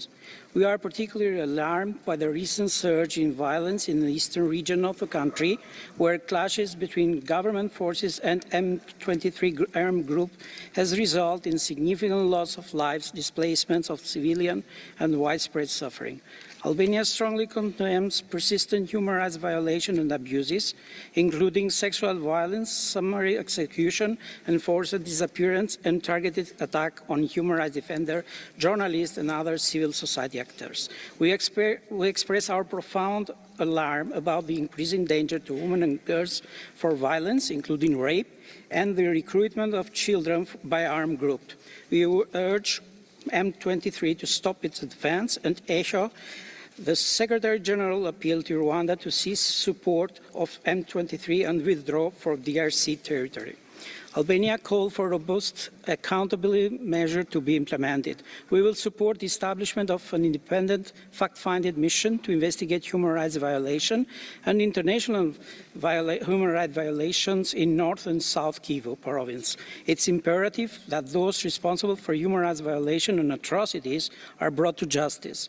We commend the efforts of United Nations and other humanitarian organizations working tirelessly on the ground to deliver aid and to protect vulnerable populations. Albania reaffirms its support for MONUSCO and condemns any attack against UN mandate force. We believe that there is no military solution to the crisis and emphasize the need for an inclusive political dialogue between DRC, Rwanda, and other regional and international actors to address the root causes of the conflict. I thank you. Thank you. I give the floor to the distinguished representative of Cyprus. Mr. President, High Commissioner, Cyprus aligns itself with the statement of the EU. We add our voice to express our deep concern about the continued and intensifying escalation of the crisis in eastern DRC. We condemn the reported widespread violations of human rights, including summary executions, sexual and gender-based violence, the recruitment of child soldiers, but also the increasing number of internally displaced persons. At the same time, we're extremely worried by the interruption in humanitarian assistance, as well as shortages of food, water, and medical supplies, all of which have had a negative impact on civilians. All sides have an obligation to prioritize the protection of civilians and their safe and unhindered access to humanitarian aid. The ongoing instability risks unleashing the possibility of greater regional war, evoking the catastrophic conflicts of the 1990s. Moreover, it undermines African-led efforts to reach a peaceful resolution to the conflict. The continued advances of the M23, backed by Rwanda, constitutes a violation of the agreed ceasefire and a violation of international law. We reaffirm our commitment to the sovereignty, independence, and territorial integrity of the DRC and all states in the region. We express our unwavering support for MONUSCO and condemn attacks against UN-mandated forces. We support the resumption of negotiations within the Luanda process and urge all sides to reach a sustainable, peaceful, and political solution to the crisis. I thank you. Thank you. Je donne la parole à la distinguée représentante de la Belgique. Monsieur le Président, la Belgique accueille positivement l'initiative prise par la République démocratique du Congo d'appeler à une session extraordinaire de ce Conseil. Face à l'escalade du conflit à l'est de la RDC, ce Conseil, dont le rôle est de veiller à la prévention et au rapportage indépendant des violations des droits humains, ne peut rester silencieux. Ceci est d'autant plus vrai lorsque le pays concerné par ces violations en est lui-même demandeur. La Belgique soutient donc la demande des autorités congolaises visant à établir une mission indépendante d'établissement des faits pour les incidents survenus à l'est du pays depuis janvier 2022. Toute la lumière doit être faite, et sans tarder, sur ces violations et atteintes, et les auteurs doivent être tenus responsables. À de nombreuses reprises, la Belgique a fait part de son inquiétude et a condamné les nombreuses violations et atteintes aux droits humains en RDC, et en particulier celles perpétrées à l'égard des femmes et des enfants. Une fois de plus, mon pays est alarmé par les rapports faisant état de massacres, de violences sexuelles exacerbées liées au conflit, d'exécutions sommaires, d'attaques sur les infrastructures civiles et d'une situation humanitaire désastreuse où le nombre de déplacés et de redéplacés explose. Celles-ci viennent s'ajouter à une déjà longue liste de violations et atteintes sur tout le territoire. La Belgique appelle dès lors toutes les parties au conflit à mettre fin immédiatement aux violations du droit international humanitaire et des droits humains et à s'inscrire à nouveau dans les négociations de paix. Nous condamnons l'offensive du M23 soutenue par le Rwanda et demandons au gouvernement rwandais de retirer toutes ses troupes du territoire de la RDC et de mettre fin à toute forme de soutien au M23. Enfin, au-delà de l'établissement d'une mission indépendante d'établissement des faits, la Belgique souligne l'importance de veiller au déploiement sans délai de ressources financières et humaines pour assurer son bon fonctionnement. Nous invitons également l'équipe d'experts internationaux déjà mandatée par ce Conseil à se coordonner avec cette mission indépendante. Je terminerai en rappelant l'importance de la lutte contre l'impunité, tant pour les victimes que pour la stabilité du pays et de la région des Grands Lacs. Nous appelons toutes les parties à s'engager sérieusement et constructivement dans ces efforts. Je vous remercie. Merci. Je donne la parole au distingué représentant du Costa Rica. Muchas gracias, señor presidente. Costa Rica agradece a la República Democrática del Congo porque en un contexto global de ataques al multilateralismo y al sistema de derechos humanos, este país, envuelto en una grave situación dentro de su territorio, nos impulsa a usar los mecanismos que la comunidad internacional han creado para actuar con eficacia, como este Consejo lo ha hecho en el pasado. En el este de la República Democrática del Congo se atraviesa una crisis humanitaria y de derechos humanos de extrema gravedad, impulsada por la violencia del grupo rebelde M23 y su confrontación con las fuerzas gubernamentales y otros actores armados. Esta situación, señor presidente, ha resultado en desplazamientos masivos, asesinatos, violencia sexual y basada en género, sistemática y destrucción de infraestructuras esenciales, incluyendo hospitales y viviendas. Informes recientes confirman atrocidades como la quema viva de 163 mujeres en Goma y ataques deliberados contra mujeres defensoras de derechos humanos y hospitales maternos. Esto es inaudito e inaceptable. Este conflicto tiene raíces geopolíticas complejas con el fin de controlar las vastas riquezas minerales de la región. Desde hace décadas, señor presidente, venimos advirtiendo de que el medio ambiente, el agua y los recursos naturales serían la causa de muchos conflictos modernos. Por eso resulta esencial avanzar en el respeto, promoción y protección del derecho humano a un ambiente limpio, saludable y sostenible, así como en el ejercicio ambientalmente sostenible de los derechos económicos, sociales y culturales como herramientas para la consolidación de sociedades pacíficas. Señor presidente, Costa Rica hace un firme llamado al cese de las hostilidades y a que todas las partes en el conflicto respeten los derechos humanos y el derecho internacional humanitario en la conducción de sus operaciones. Es imperativo fortalecer el apoyo a las víctimas, garantizar el acceso humanitario y exigir rendición de cuentas a los responsables de crímenes de guerra y violaciones de derechos humanos. Quienes se benefician de cuantiosos contratos con Ruanda y la República Democrática del Congo para la extracción de minerales tienen que hacerse responsables y anteponer sus intereses económicos al respeto por la dignidad humana. No podemos permitir que el avance tecnológico se dé a costa de la vida, integridad y explotación despiadada de las personas, violando y abusando impunemente de sus derechos. Distingué représentante du Burundi. Monsieur le Président, le Burundi se réjouit de la convocation de cette session extraordinaire sur la situation des droits de l'homme dans l'Est de la République démocratique du Congo et se félicite d'être parmi les 27 pays membres qui en ont pris l'initiative selon les textes régissant ce Conseil. En effet, la ville de Goma est le théâtre d'un désastre humanitaire sans précédent, la perte en vies humaines qui se compte en milliers, dont les femmes et les enfants, un nombre estimé à plus d'1 million de déplacés et réfugiés, conséquence tragique de l'incursion du groupe armé M23 avec l'appui logistique et militaire du Rwanda, au détriment des principes intrinsèques des relations internationales établis par la Charte des Nations Unies. Nous saisissons ce moment pour réaffirmer au nom du gouvernement du Burundi notre solidarité au peuple congolais et exprimer nos condoléances aux familles endeuillées et rendons hommage aux casques bleus et autres membres du personnel des Nations Unies qui ont fait le sacrifice ultime au bénéfice de la paix. Aux délégations de l'Uruguay, Malawi et Afrique du Sud, recevez notre compassion.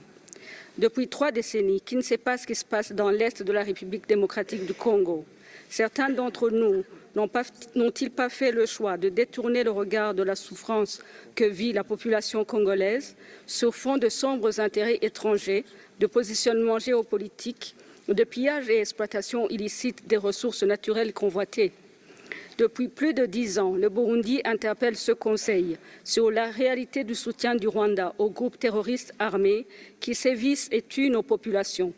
Vous en avez la démonstration assumée et décomplexée et le risque d'embrasement dans la région des Grands Lacs est aujourd'hui à prendre en considération. Le temps est venu de l'établissement des faits, de dégager les responsabilités et de la reddition des comptes en adoptant une résolution forte qui condamne les violations graves et persistantes des droits de l'homme dans les provinces du Nord et Sud Kivu et impose aux forces rwandaises et au M23 de se retirer instamment des zones occupées. L'intégrité territoriale et la souveraineté nationale de la République démocratique du Congo doivent être restaurées et respectées. Le Burundi croit fermement en la coexistence pacifique entre les nations et à cet égard soutient les efforts consentis par l'Union africaine ainsi que les autres mécanismes régionaux et sous-régionaux dans le cadre des processus de Luanda et de Nairobi pour instaurer une paix durable en République démocratique du Congo. Je vous remercie. Merci. I give the floor to the distinguished representative of Japan.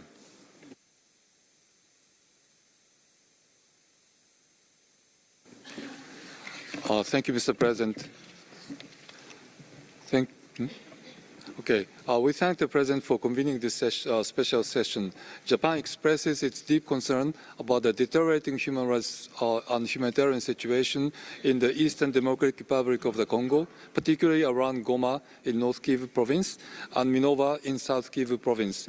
A recent offensive in the region has resulted in the displacement of hundreds of thousands of people and numerous casualties among the civilian population and has severely affected vulnerable people, including women and children. Japan extends its deepest condolences to the victims and conveys its heartfelt sympathy to all who are injured. Those lost and injured include personnel of the United Nations Organization Stabilization Mission in the Democratic Republic of the Congo, MONUSCO, and the Southern African Development Community Mission in the Democratic Republic of the Congo.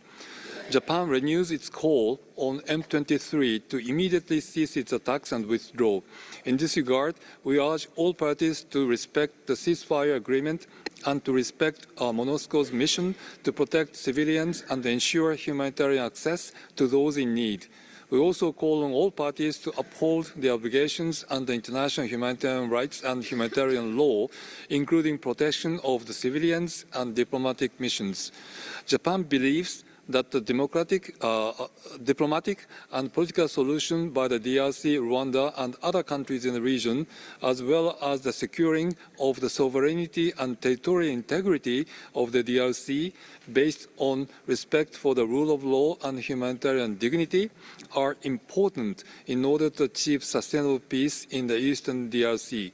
Japan supports regional peace mediation efforts, including the Rwanda process and the Nairobi process, and calls for the immediate resumption of negotiations for peace. Japan will support the proposed resolution and continue to work with the international community and support regional peace mediation efforts aiming to protect civilians and uphold their human rights. Thank you, Mr. Chair.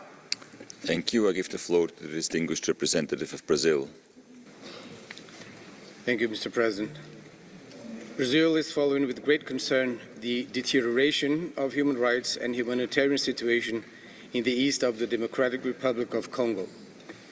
We call on all parties to recommit to the ceasefire agreement and to engage in ongoing mediation efforts, as well as to respect international human rights and humanitarian law.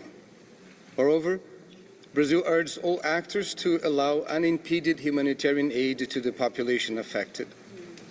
Brazil emphasizes that the protection of civilians is a fundamental obligation under international law. We are particularly concerned about acts of violence targeting civilians and civilian infrastructure, including reports of sexual and gender-based violence. Threats against human rights defenders, journalists, and civil society organizations must also be condemned, along with the use of hate speech. We reiterate that all parties to the conflict are obliged to ensure the safety and the protection of UN personnel and facilities. Brazil supports the role of MONUSCO and SAMI-DRC to regional stability and peace. Brazil also supports the work of the HRC's team of international experts to improve the human rights situation in the whole Congo and as an important means to bring peace and security to the region. Thank you. Thank you. I give the floor to the distinguished representative of the Republic of Korea. Thank you, Mr. President.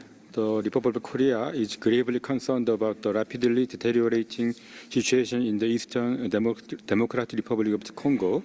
Innocent civilians, including women and children, are enduring extreme suffering due to widespread violence, displacement, and deprivation of essential services such as food, water, and health care. We condemn persistent violations of international human rights and international humanitarian laws, including sexual and gender-based violence, summary executions, and forced recruitment of child soldiers. Reports of explosive weapons used in populated areas and attacks on internally displaced person sites are particularly alarming. In this regard, we urge all parties to end violence and uphold their obligations under international law. In particular, we call on M23 to immediately cease its territorial expansion and reverse its military offensive without delay. Even at this very important very moment, civilians continue to flee in search of refuge with no safe alternatives. The ongoing hostilities must stop to prevent further human suffering.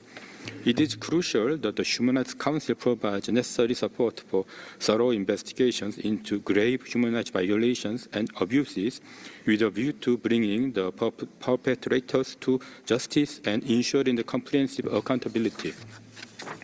Furthermore, both the DRC and Rwanda must heed the international community's call for a return to meaningful negotiations and fully honor their obligations under the Rwanda process. A sustained and inclusive dialogue is crucial to achieving a long-term and peaceful resolution to the crisis. As a committed member of the Human Rights Council, the Republic of Korea will continue to work with the international community to ensure that human rights remain at the center of our collective response to this crisis. I thank you. Thank you. I give the floor to the distinguished representative of China. 主席先生，中方高度关注刚果金东部地区的安全形势，对近日该地区紧张态势的急剧升级表示震惊和关切。我们强烈谴责针对平民和联合国维和人员的袭击，对有关局势引发的人权和人道危机深感忧虑。中方重申坚定支持包括刚果金在内的各国主权和领土完整，支持相关国家政府维护国家安全的努力。我们认为，外交谈判是解决刚东问题的唯一出路。我们呼吁冲突各方切实遵守国际法，保护基本人权，尽快停火止战，重新回到外交对话的轨道，通过对话谈判解决存在的关切。中方倡导以非洲方式解决非洲问题，呼吁各方支持非洲有关地区组织和国家的斡旋努力。主席先生，联合国各组织机构之间有明确的分工，只有各司其职，才能形成合力。在联合国安理会已经介入，但还没有做出决定的情况下，我们认为人权理事会应当慎重行事。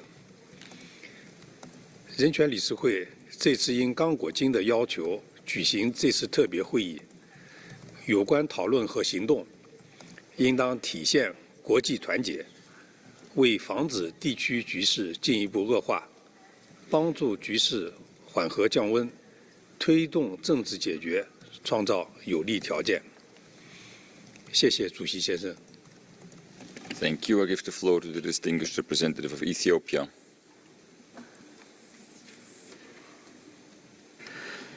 Thank you, Mr. President.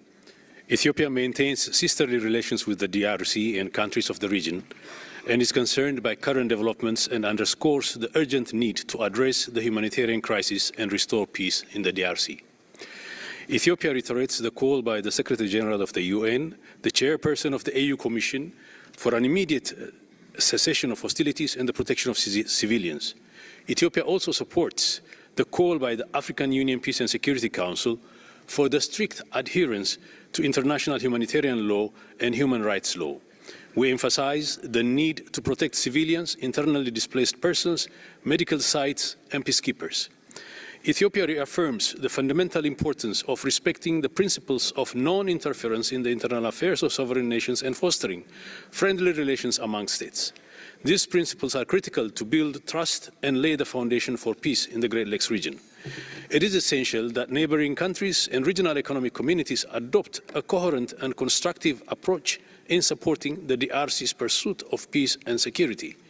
In accordance with the Addis Ababa Framework Agreement, the African Union should discharge its coordination role in supporting the Luanda and other relevant regional processes, and must continue to exercise political leadership in addressing the legitimate security concerns of neighboring countries.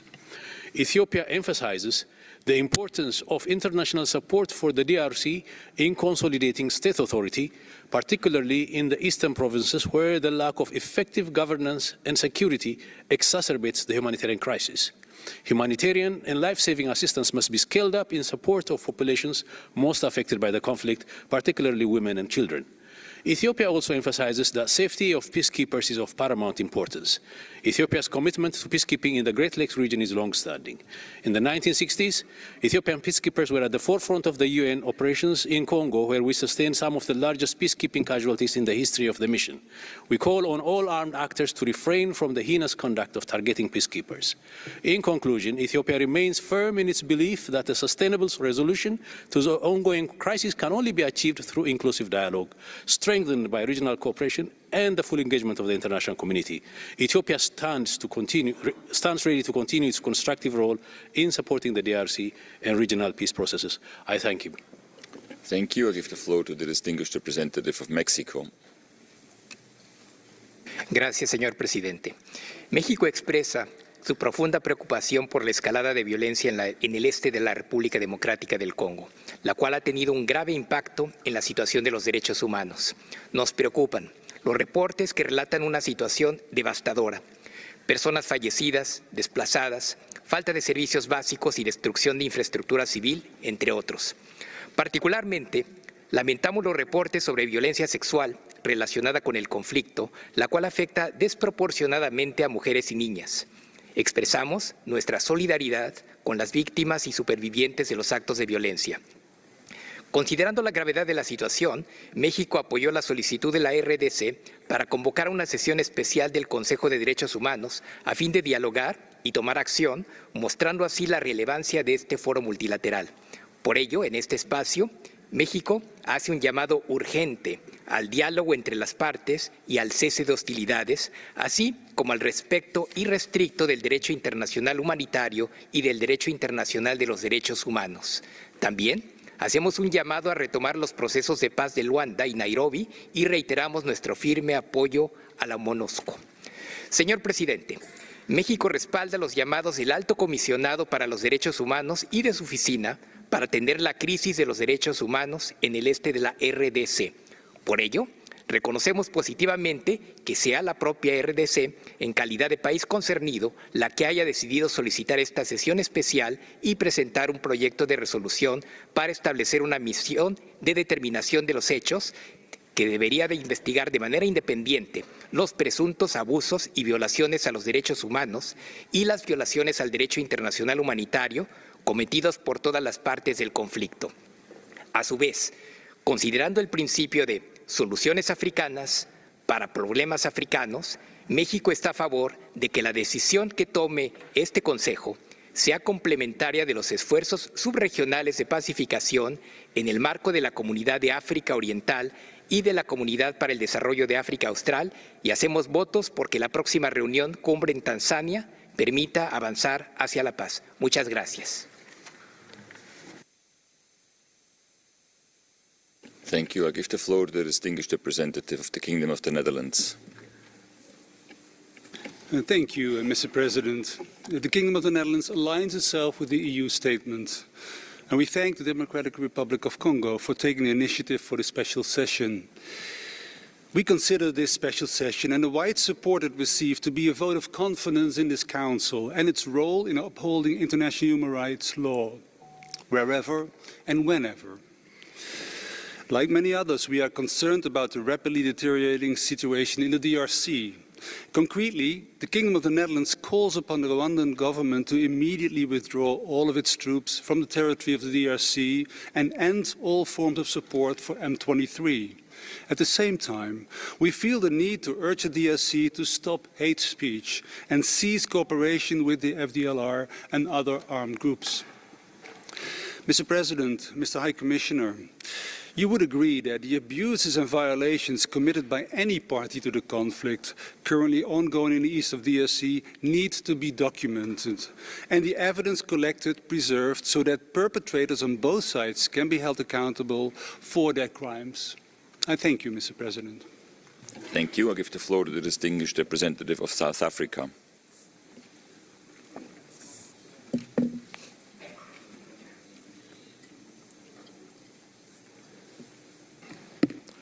Thank you, Mr. President. South Africa stands in solidarity with the people of the DRC following the destruction wreaked on their lives of the innocent as a result of the recent M23 offensive in the eastern part of the country. We wish to reaffirm our unwavering commitment to continue supporting the DRC to secure the lasting peace and prosperity that its people and those of the Great Lakes have yearned for and rightly deserve. It is for this reason that South Africa supported the request by the DRC to hold a special session, given the gravity of the human rights situation in the country as reflected by the horrific violations and abuses of international human rights and humanitarian law that have been perpetrated in this regard. These include the summary executions and forced disappearances, recruitment of children, forced labor and conscription, together with indiscriminate attacks against already vulnerable populations. Of particular concern are the reports of the high levels of conflict-related sexual and gender-based violence targeting women and girls, which, as the High Commissioner has stated, has been an appalling feature of the armed conflict in the eastern part of the country. Beyond the dire human rights situation, South Africa is also deeply concerned about the exacerbation of the humanitarian crisis. Accordingly, given the unfolding humanitarian tragedy, and in line with the statement of the UNSC meeting of 26 January 2025, South Africa calls on the M23, the Rwandan Defense Forces, and other unauthorized armed groups to immediately cease their armed activities and guarantee rapid, unhindered, and safe access to humanitarian aid without any further delay. We welcome regional efforts, including the extraordinary summit of SADC, held on 31 January 2025 in Harare, the joint SADC-EAC summits currently taking place in Dar es Salaam. We similarly reiterate that there can be no military solution to the current conflict and call on parties concerned to immediately go back to the Luanda process and resume the Nairobi processes. Given the sheer scale of this human suffering, we fully support the resolution that is currently under consideration, and indeed we believe that the establishment of the fact-finding mission is the right way to go. I thank you, Mr. President. Thank you. Je donne la parole au distingué représentant de l'Algérie. Monsieur le Président, ma délégation salue la diligence dont a fait preuve le Conseil en convoquant cette session extraordinaire à la demande de la République démocratique du Congo. L'Algérie est profondément préoccupée par la reprise du conflit à l'est de la RDC, engendrant des violences systémiques, en particulier les attaques contre les civils, les femmes et les enfants, ainsi que les violations massives des droits humains et du droit humanitaire. La situation de vulnérabilité extrême dont souffrent des millions de Congolais est alarmante. L'Algérie insiste sur l'importance vitale de garantir l'accès de l'aide humanitaire aux personnes vulnérables et rappelle à toutes les parties leurs obligations en vertu du droit international humanitaire. La vie des civils et celle du personnel humanitaire doivent être protégées. L'acheminement de l'aide doit se faire sans entrave et les corridors humanitaires doivent être respectés. L'Algérie appelle instamment à la retenue et à la désescalade dans la perspective de permettre la reprise du dialogue, en vue d'une solution politique à même de mettre fin à la souffrance des Congolais, de garantir le respect de la souveraineté et de l'intégrité territoriale de la RDC et d'instaurer une paix durable dans la région. Dans cet esprit, l'Algérie fait sienne les conclusions des sommets extraordinaires de la Communauté d'Afrique de l'Est et de la Communauté de développement d'Afrique australe. Elle se réjouit particulièrement de la tenue, au moment où on l'en parle, à Dar es Salaam, d'un sommet conjoint SADC, Communauté d'Afrique de l'Est. Dans le même sillage, l'Algérie soutient pleinement les processus régionaux en cours et appelle toutes les parties à honorer leurs engagements. Elle exprime malgré une lourde adversité ses encouragements aux efforts et son soutien au Kenya et à l'Angola dans leurs efforts de médiation patients et soutenus entre toutes les parties au conflit. L'Algérie se dit prête à accompagner ces efforts de médiation régionale en cours et à œuvrer au service du rétablissement de la paix et de la stabilité en RDC et dans la région des Grands Lacs. Je vous remercie. Merci. I give the floor to the distinguished representative of the Gambia. Thank you, Mr. President.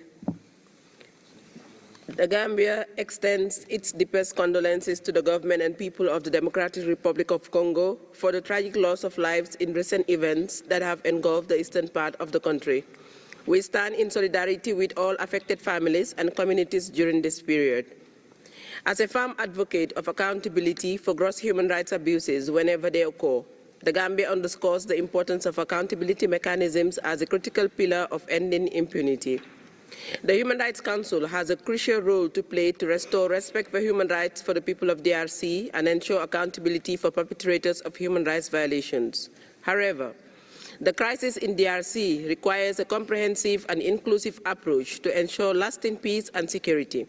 In this regard, the upcoming AU Peace and Security Council meeting at the heads of states level on the 14th of February 2025 will provide an opportunity to chart a path forward for sustainable peace in the region.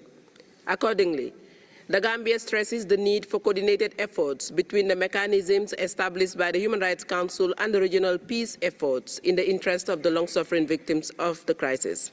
Mr. President, the Gambia further calls on all parties to uphold the principles of international humanitarian law and human rights to ensure the protection of civilians and safeguard their fundamental rights and freedoms. The Gambia remains committed to supporting all efforts aimed at ending impunity for human rights violations and achieving lasting peace in the DRC and in the Great Lakes region. Thank you, Mr. President. Thank you. I give the floor to the distinguished representative of Kyrgyzstan.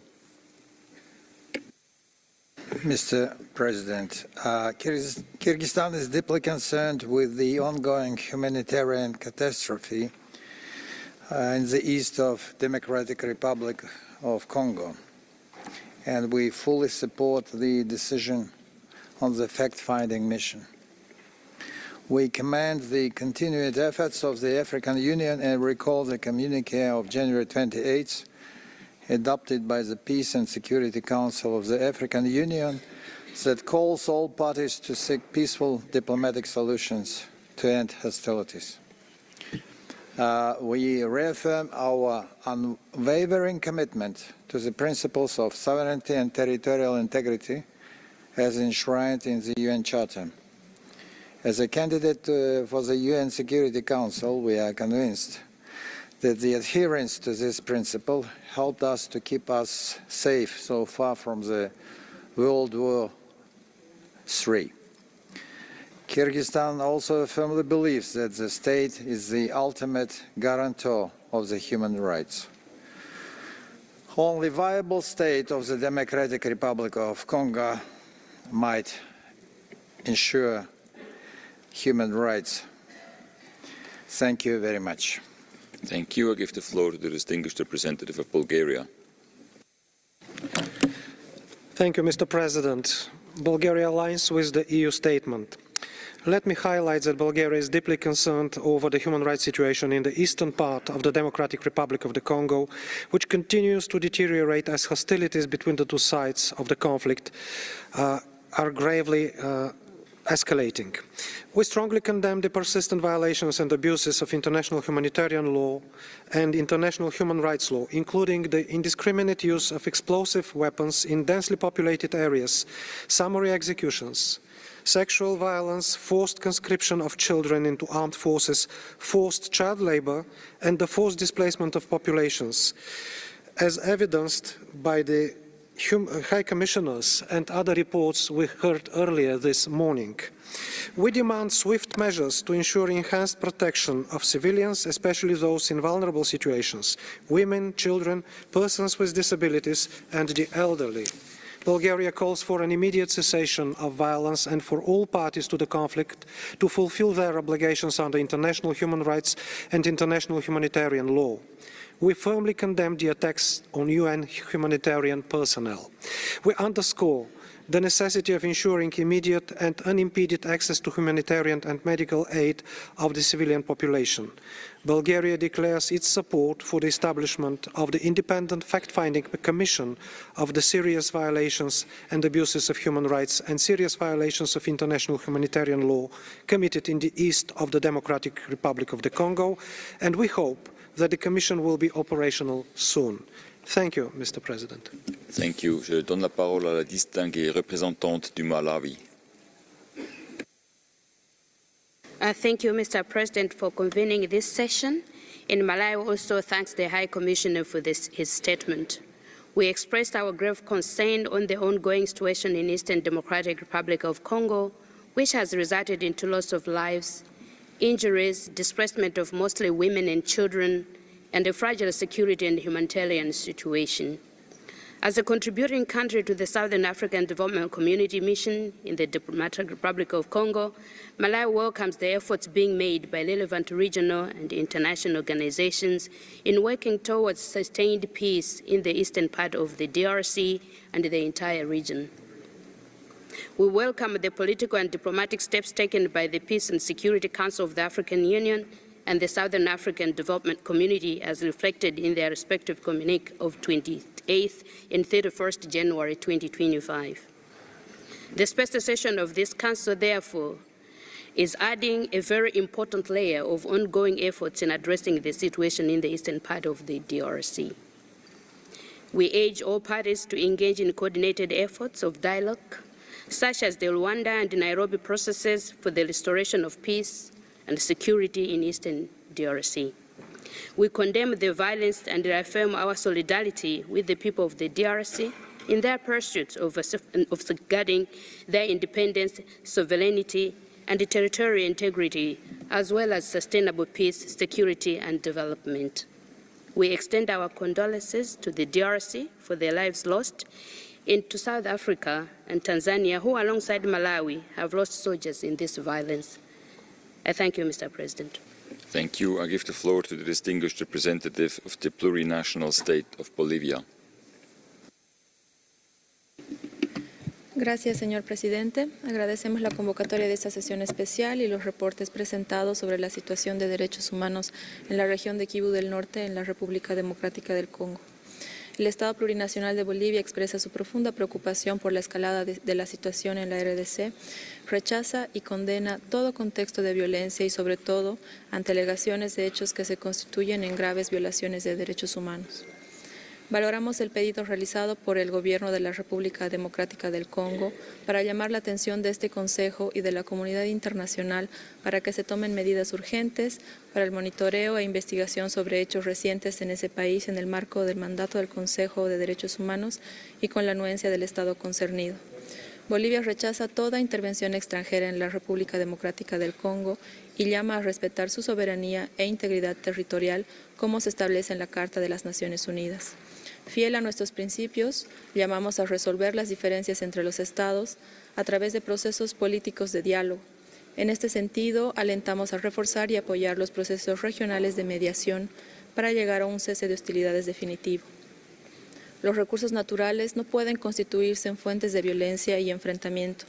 Evitemos repetir la historia de explotación para alimentar el capital transnacional en desmedro de la madre tierra y de los derechos humanos. Presidente, Bolivia considera que toda decisión de este Consejo debe contribuir a la desescalada de tensiones. Una misión de determinación de los hechos debe sobre todo demostrar su eficiencia, actuar bajo los principios de objetividad, transparencia, no selectividad, no politización. Debe contar con la anuencia del Estado concernido y complementar los esfuerzos regionales en curso. Sumamos nuestra voz a quienes piden combatir la impunidad y promover la responsabilidad por las violaciones a los derechos humanos y llamamos a redoblar los esfuerzos para erradicar el discurso de odio, los ataques por motivos raciales. El Gobierno de la República del Congo y su pueblo deben ser los conductores de un proceso de paz sostenible en el tiempo, basado en la verdad, justicia, reparación y no repetición. Exhortamos a todas las partes a cesar hostilidades y honrar los acuerdos para establecer un alto al fuego sin demora y evitar una escalada de hostilidades. Gracias, presidente. Thank you. I give the floor to the distinguished representative of Colombia. Gracias, señor presidente. Colombia manifiesta su preocupación por el escalamiento de las hostilidades y las acciones de violencia contra la población civil en la República Democrática del Congo y expresa su solidaridad con las víctimas. Instamos a los actores armados a detener la confrontación y a respetar el derecho internacional humanitario.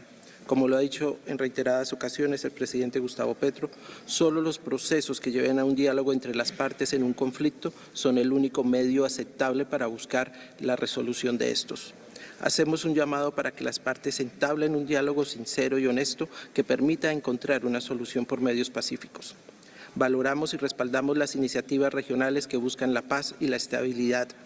En tal sentido, damos la bienvenida a los diálogos que se han iniciado y a la cumbre presidencial en Tanzania anunciada para mañana. Por nuestra dolorosa experiencia de conflicto y en el largo y difícil camino que aún recorremos en busca de la paz, sabemos que solo el respeto por los derechos humanos, la búsqueda de la verdad, la justicia, la reparación y la garantía de no repetición para las víctimas deben ser una parte central de cualquier proceso. Es por ello que hemos apoyado la convocatoria de esta sesión especial y destacamos la iniciativa de la República Democrática del Congo que pide a este Consejo crear una misión independiente de verificación de los hechos. No existe solución por la vía de las armas en este ni en ningún conflicto. Las mal llamadas soluciones militares solo dan paso a perpetuar la violencia. Colombia suscribió la convocatoria de esta sesión por ello. El terrible genocidio ocurrido en 1994 nos recuerda que la indiferencia y el silencio no son una opción para este Consejo. No podemos olvidar la razón de ser de la organización expresada en el preámbulo de la Carta: preservar a las generaciones futuras del flagelo de la guerra. Muchas gracias, señor presidente.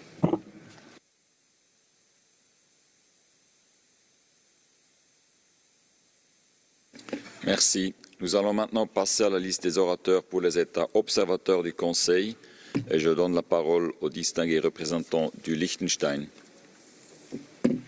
Thank you, Mr. President. Liechtenstein is deeply concerned about the recent escalation in violence in the eastern part of the Democratic Republic of the Congo, resulting in summary executions, forced conscription and labor, as well as a large amount of cases of conflict-related sexual violence. My delegation supports the High Commissioner's call for an end to violence and for all parties to uphold their obligations under international human rights and international humanitarian law.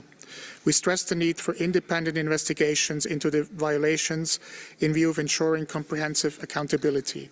While Liechtenstein supports the creation of an investigative mandate by the Human Rights Council to investigate acts of violations and international crimes committed in the eastern part of the Democratic Republic of the Congo, it is also important that the newly established mandate cooperates in a complementary manner with the already existing mandate of the team of international experts and the OHCHR. More precision in the mandate on several aspects would have been welcome. Furthermore, we would like to stress the importance of the cooperation with the ongoing investigation of the International Criminal Court that, after a referral by the country concerned, equally focuses on the eastern part of the Democratic Republic of the Congo. I thank you, Mr. President. Merci. Je donne la parole au distingué représentant du Luxembourg.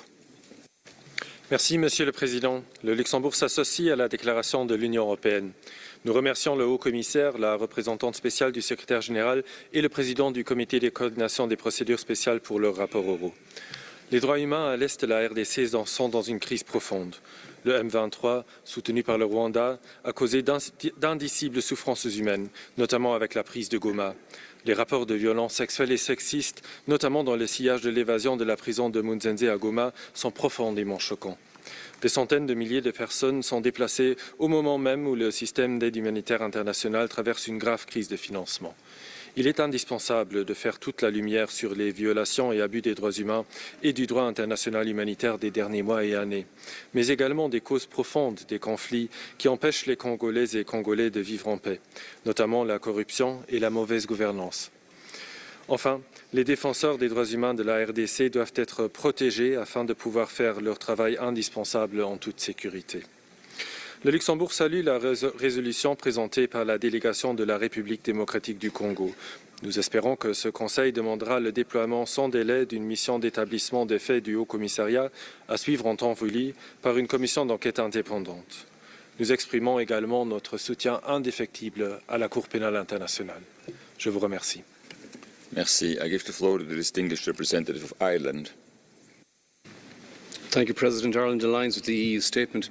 President, the situation in eastern DRC is appalling, with numerous credible reports of abuses and violations of human rights, a rapidly deteriorating humanitarian situation and unconscionable suffering inflicted on the civilian population.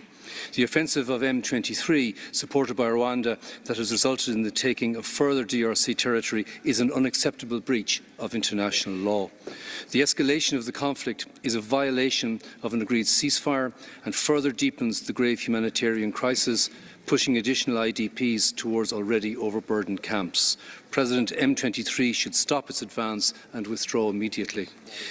We are horrified by the use of sexual and gender-based violence by parties to the conflict, and we urge the DRC to cease cooperation with the FDLR and other armed groups that have committed abuses. Ireland supports Africa-led efforts to find a lasting solution to the situation in eastern DRC, including the Luanda and Nairobi processes, and we welcome the DRC's initiative at this Council and support the establishment of an independent investigation. President, we must be clear in our unequivocal demand for peace, justice and accountability, as well as respect for international law and human rights, regardless of where these are being violated or abused. Thank you, President. Thank you. I give the floor to the distinguished representative of the Russian Federation. Господин председатель, с тревогой наблюдаем за развитием ситуации в восточных районах Демократической Республики Конго, которая стремительно деградирует, особенно на фоне захвата Гомы, где находилось свыше миллиона гражданских лиц. Отмечаем рост насилия и числа жертв среди гражданского населения, увеличение количества ВПЛ и конголезских беженцев в соседних странах. Обеспокоены тяжелым положением наиболее уязвимых групп, прежде всего детей и женщин. Глубоко озабоченные гуманитарными последствиями происходящего. И без того тяжелая ситуация в Северном Киву превращается в настоящую гуманитарную катастрофу. Гома фактически отрезана от внешнего мира, что может привести к тяжелейшим последствиям для жителей города и бежавших туда ВПЛ. Аналогичным образом складывается ситуация в других занятых группировкой М-23 городах и поселениях этой части страны. Решительно осуждаем совершаемые в отношении мирного населения преступления на востоке страны. Призываем к незамедлительному прекращению боевых действий, выводу подразделений М-23 занятых территорий, возобновлению переговорного процесса в рамках региональных миротворческих инициатив. Убеждены, что положить конец насилию можно только путем политико-дипломатического диалога между всеми задействованными в конфликте сторонами. Работа на этом направлении должна вестись без какой-либо политизации и при непременном учете национальных, исторических, этнических и культурных особенностей страны. Благодарю за внимание. Thank you. I give the floor to the distinguished representative of Moldova. Thank you, Mr. President. Republic of Moldova is deeply concerned about the outbreak of the armed conflicts and the human rights violations in the eastern part of the Democratic Republic of Congo, caused by the renewed offensive of the M23 supported by Rwanda. Violations of international humanitarian law and human rights, including widespread sexual violence, summary executions. Sorry, Excellency. I'm sorry, we don't have interpretation. Is interpretation on? Okay, can you please start your statement again? I apologize. Let me start again. The Republic of Moldova is deeply concerned about the outbreak of the armed conflict and the human rights violations in the Eastern Democratic Republic of Congo caused by the renewed offensive of M23 supported by Rwanda. Violations of international humanitarian law and of the human rights, including the widespread sexual violence, summary executions, recruitment and use of child soldiers, must stop immediately by all parties. All perpetrators must be held accountable. We support the calls for establishing an independent fact-finding mission to enhance these efforts. We continue to support MONUSCO and call for unhindered access of humanitarian assistance as well as the protection of civilians and IDPs. We condemn the military presence of M23 in the DRC and call for its immediate withdrawal. We also call on DRC to take their efforts to reduce reasons for tensions and counter the hate speech. The Republic of Moldova supports the efforts of a peaceful resolution of the conflict, including the Luanda and Nairobi processes, and welcome the upcoming meeting in Dar es Salaam. We stand by the sovereignty, independence, and territorial integrity of the Democratic Republic of Congo. Thank you. Thank you. I give the floor to the distinguished representative of the United Kingdom of Great Britain and Northern Ireland. Merci, Monsieur le Président. Et permettez-moi tout d'abord de féliciter la République démocratique du Congo pour avoir convoqué cette session extraordinaire en ce moment important. Nous nous félicitons également du large soutien qu'elle a reçu de tout le continent africain. Monsieur le Président, la situation dans l'Est de la République démocratique du Congo a reçu bien trop peu d'attention, y compris par ce Conseil. Nous condamnons la récente offensive d'M23 et des forces de défense rwandaises qui a aggravé une situation humanitaire déjà désastreuse.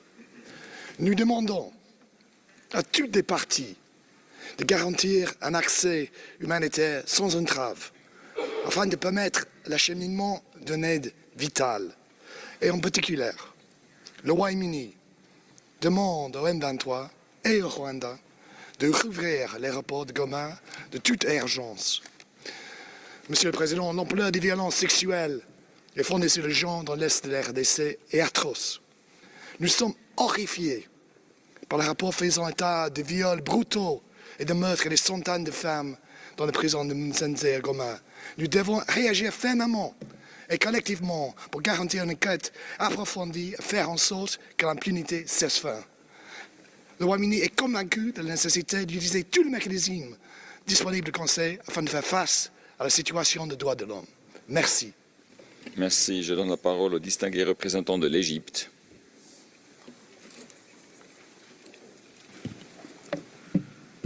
السيد الرئيس، تعرب مصر عن بالغ القلق ازاء التطورات الأخيرة في شرق جمهورية الكونغو الديمقراطية والتي أسفرت عن سقوط ضحايا وجرحى بين السكان وبين أفراد قوات بعثة الأمم المتحدة. كما تعرب مصر عن خالص تعازيها لحكومة وشعب جمهورية الكونغو الديمقراطية وقيادة بعثة الأمم المتحدة على الخسائر في الأرواح البشرية. ونؤكد مجددا إدانتنا لكافة أعمال العنف التي تقوض السلام والاستقرار في شرق جمهورية الكونغو الديمقراطية. وتجدد مصر التزامها الثابت بوحدة وسيادة وسلامة أراضي جمهورية الكونغو الديمقراطية. وتؤكد على ضرورة وقف الأعمال العدائية على الفور للسماح بعودة جميع الأطراف المعنية إلى الحوار في إطار عمليتي لواندا ونيروبي. يشدد وفد مصر على ضرورة تكاتف المجتمع الدولي والشركاء الإقليميين لمعالجة تداعيات الأحداث الأخيرة على حقوق الإنسان وتوفير الدعم اللازم لجمهورية الكونغو ومؤسساتها الوطنية لتمكينها من التعامل مع تلك التداعيات وتوفير المناخ المناسب لتحقيق الاستقرار واستتاب الأمن بالبلاد والبدء في اتخاذ خطوات ملموسة لإعادة الإعمار. شكرا سيادة الرئيس.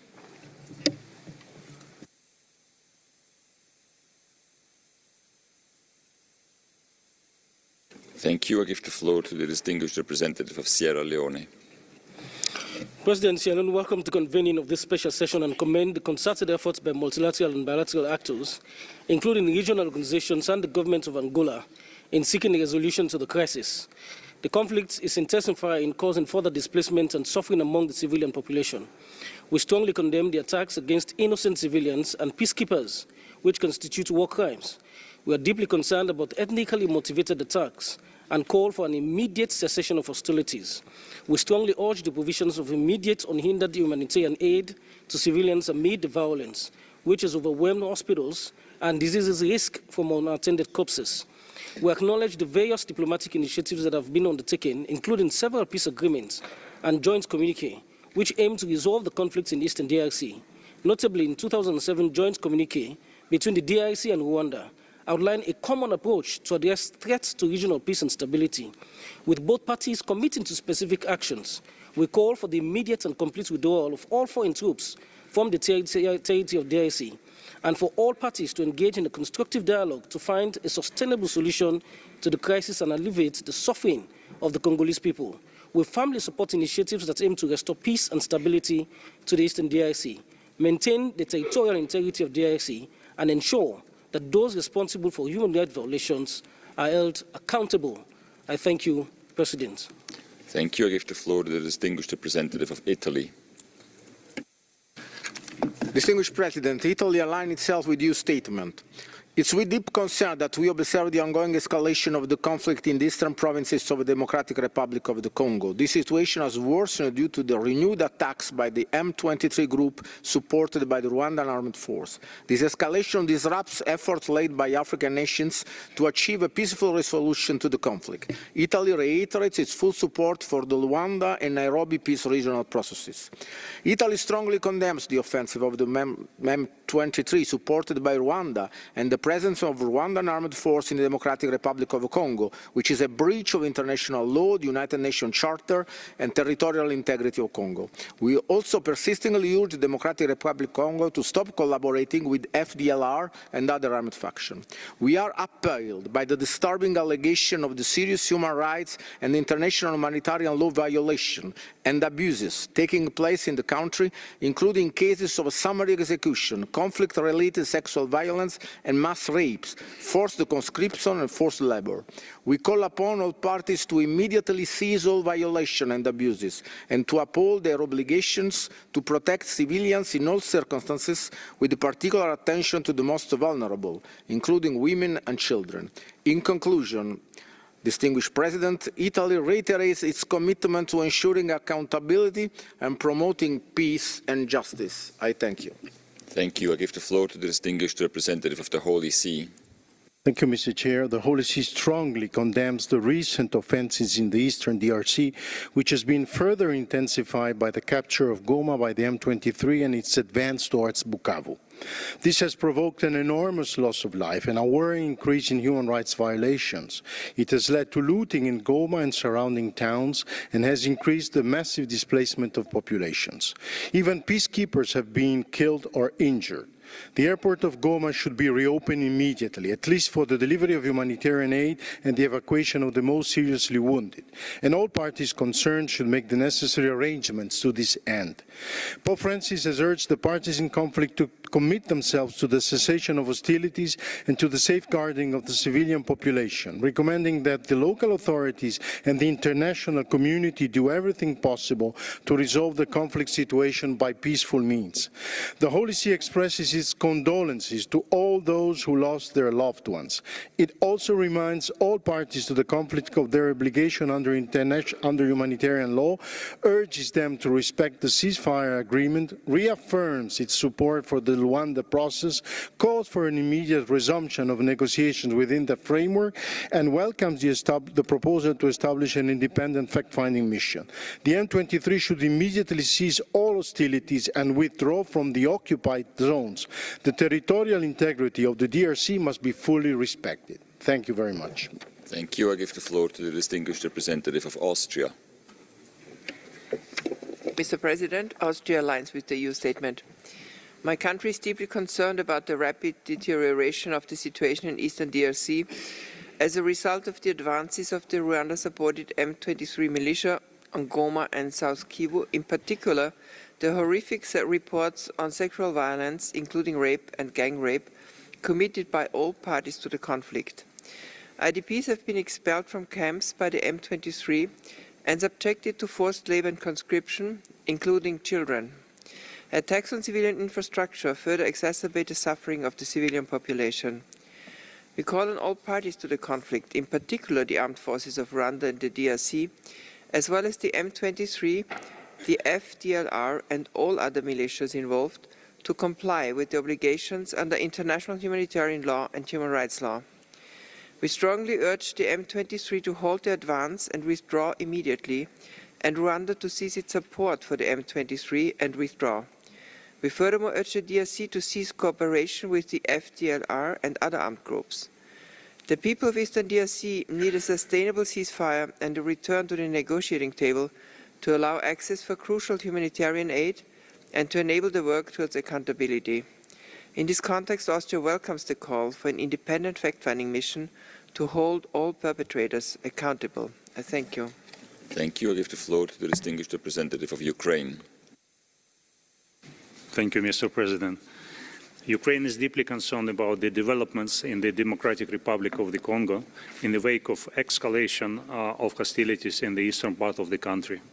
We strongly condemn the violation of the territorial integrity and sovereignty of the DRC and the seizure of settlements in North Kivu province by Rwandan-backed rebel group M23.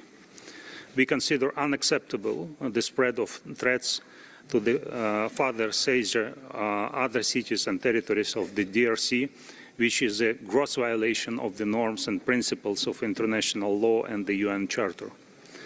We denounce the continued and widespread human rights violation and the breaches of international humanitarian law, including mass killing, conflict-related sexual violence, and targeted attacks on civilian population. We condemn the attacks against UN personnel and humanitarian workers, which constitute war crimes, and urge all relevant authorities to investigate and prosecute those responsible. We call upon the parties to find ways to cease hostilities and resolve the armed conflict, which has led to irreparable human losses for the Congolese people and the destruction of civilian infrastructure in the DRC. We support all relevant mediation efforts in this regard, particularly within the framework of the Luanda process. Ukraine underlines the importance of the Council's proper response to the evolving human rights situation in the DRC. The Council action is needed to put an end to the suffering of the Congolese people. It's our common responsibility to act decisively and uphold the values of... Merci, Monsieur le Président. Monsieur le Président, le Cameroun est profondément préoccupé par l'escalade de la violence à l'est de la République démocratique du Congo. Mon pays est meurtri par les souffrances indicibles que vivent les populations de Goma du fait de ces regains de tension. Cette situation nous rappelle les sombres moments d'une époque pas très lointaine ayant marqué tristement la région.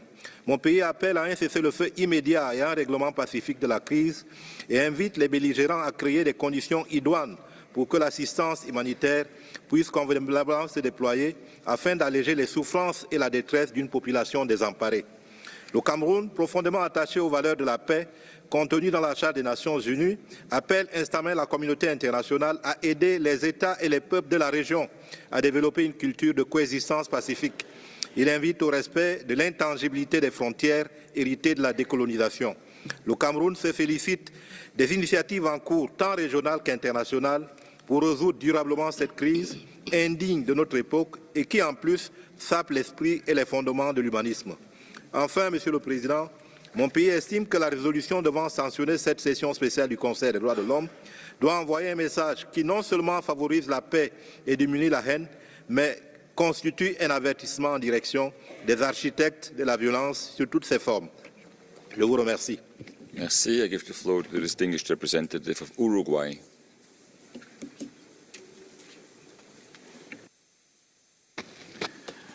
Gracias, señor presidente. Uruguay manifiesta su profunda preocupación por el agravamiento de la situación de seguridad en la República Democrática del Congo debido a las acciones del grupo armado M23 en la zona este del país, así como las continuas violaciones del derecho internacional humanitario y de los derechos humanos en la zona, incluida la violencia sexual y de género, el reclutamiento y la utilización de niños soldados y las ejecuciones sumarias. Condenamos firmemente los recientes ataques del grupo armado M23 contra personal de Naciones Unidas que provocaron el fallecimiento de cascos azules de la MONUSCO, incluyendo al soldado uruguayo Rodolfo Álvarez, así como varios heridos, entre los cuales se encuentran 4 integrantes del contingente uruguayo, acciones que podrían llegar a constituir crímenes de guerra. Hacemos un llamado a redoblar esfuerzos para alcanzar un cese al fuego inmediato en la zona y a renovar las negociaciones en los marcos del proceso de Luanda y Nairobi, exhortando a que los estados de la región se abstengan de toda acción que agrave la situación y que cooperen para lograr una solución política sostenible al conflicto. Uruguay reitera su compromiso con la paz con la República Democrática del Congo y reafirma su apoyo a la MONUSCO en estos momentos críticos. Muchas gracias. Thank you. I give the floor to the distinguished representative of Uganda. Thank you, Mr. President. Uganda is deeply concerned by the current developments in the eastern part of the DRC. As one of the close neighbors to DRC, we have witnessed firsthand on the front line the devastating conflict that continues to cause loss of life, destruction of property, displacement of thousands of people that not only affects the region but exacerbates the refugee crisis in our country. And therefore, Uganda would like to underline the following. 1, urgent need for an immediate ceasefire to avert any further devastation and revert to dialogue. 2, call upon all parties to the conflict to pave way for unhindered access for humanitarian support to the civilians in the eastern part of the DRC. And 3, call on the international community to support the regional efforts being led by the East African Community and SADC to find a lasting solution to the conflict. Uganda is committed to continue working bilaterally with the DRC and through the existing regional frameworks to support efforts to restore peace and stability. And we call upon the international community and this Council to do the same. Thank you, Mr. President. Thank you. Je donne la parole au distingué délégué du Canada. Merci, Monsieur le Président. Le Canada est profondément inquiété par l'escalade de la violence dans l'est de RDC à la suite de la prise de Goma par le M23, qui est soutenu par les forces de défense rwandaises. Nous dénonçons les atrocités généralisées dans l'est de la RDC, y compris les attaques illégales contre les civils, les personnes déplacées à l'intérieur du pays et les acteurs humanitaires, ainsi que les massacres et les enlèvements. Nous sommes préoccupés par les informations faisant état de violences sexuelles liées au conflit contre les femmes et les filles. Ces actes sont odieux et contraires aux obligations en vertu du droit international. Le Canada demande la cessation immédiate des attaques illégales contre les civils et les infrastructures civiles et nous soutenons la mise en place d'une mission d'établissement des faits soutenant leur responsabilisation pour ces violations. Nous rappelons à toutes les parties que le fait de diriger intentionnellement des attaques contre le personnel impliqué dans une mission d'aide humanitaire constitue un crime de guerre. Le Canada demande à la RDF de cesser son soutien au M23 et de se retirer du territoire de la RDC. Nous appelons toutes les parties à respecter leurs obligations en vertu du droit international humanitaire. Le Canada réitère son soutien à l'intégrité territoriale de la RDC et à un dialogue constructif qui mènera à une résolution pacifique entre la RDC et le Rwanda. Merci. Merci. I give the floor to the distinguished representative of Australia. Thank you, President. Australia welcomes this special session of the Council at such a crucial time for the people of the Democratic Republic of the Congo.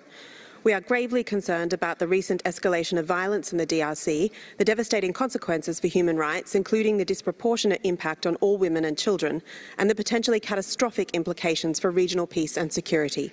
We call for an immediate de-escalation, respect for the DRC's territorial integrity, and the withdrawal of Rwandan troops supporting the armed group M23's offensive on Goma. We are also deeply concerned by reports and documented cases of conflict-related sexual and gender-based violence and of the failure to protect humanitarian personnel.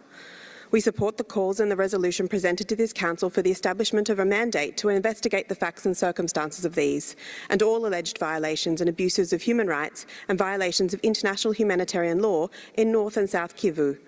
We support efforts to ensure accountability is established. Parties to the conflict must uphold their obligations under international law, ensuring the protection of civilians, including humanitarian personnel, and safe, rapid and unhindered access to vital aid. The situation is complex, and Australia welcomes the announcement of a joint Southern African Development Community and East Africa Community Summit on 7-8 February to bring together all parties and seek a negotiated way forward. Australia continues to encourage African-led solutions to the conflict and the promotion of sustainable peace through regional initiatives. I thank you. Thank you. I give the floor to the distinguished representative of Paraguay.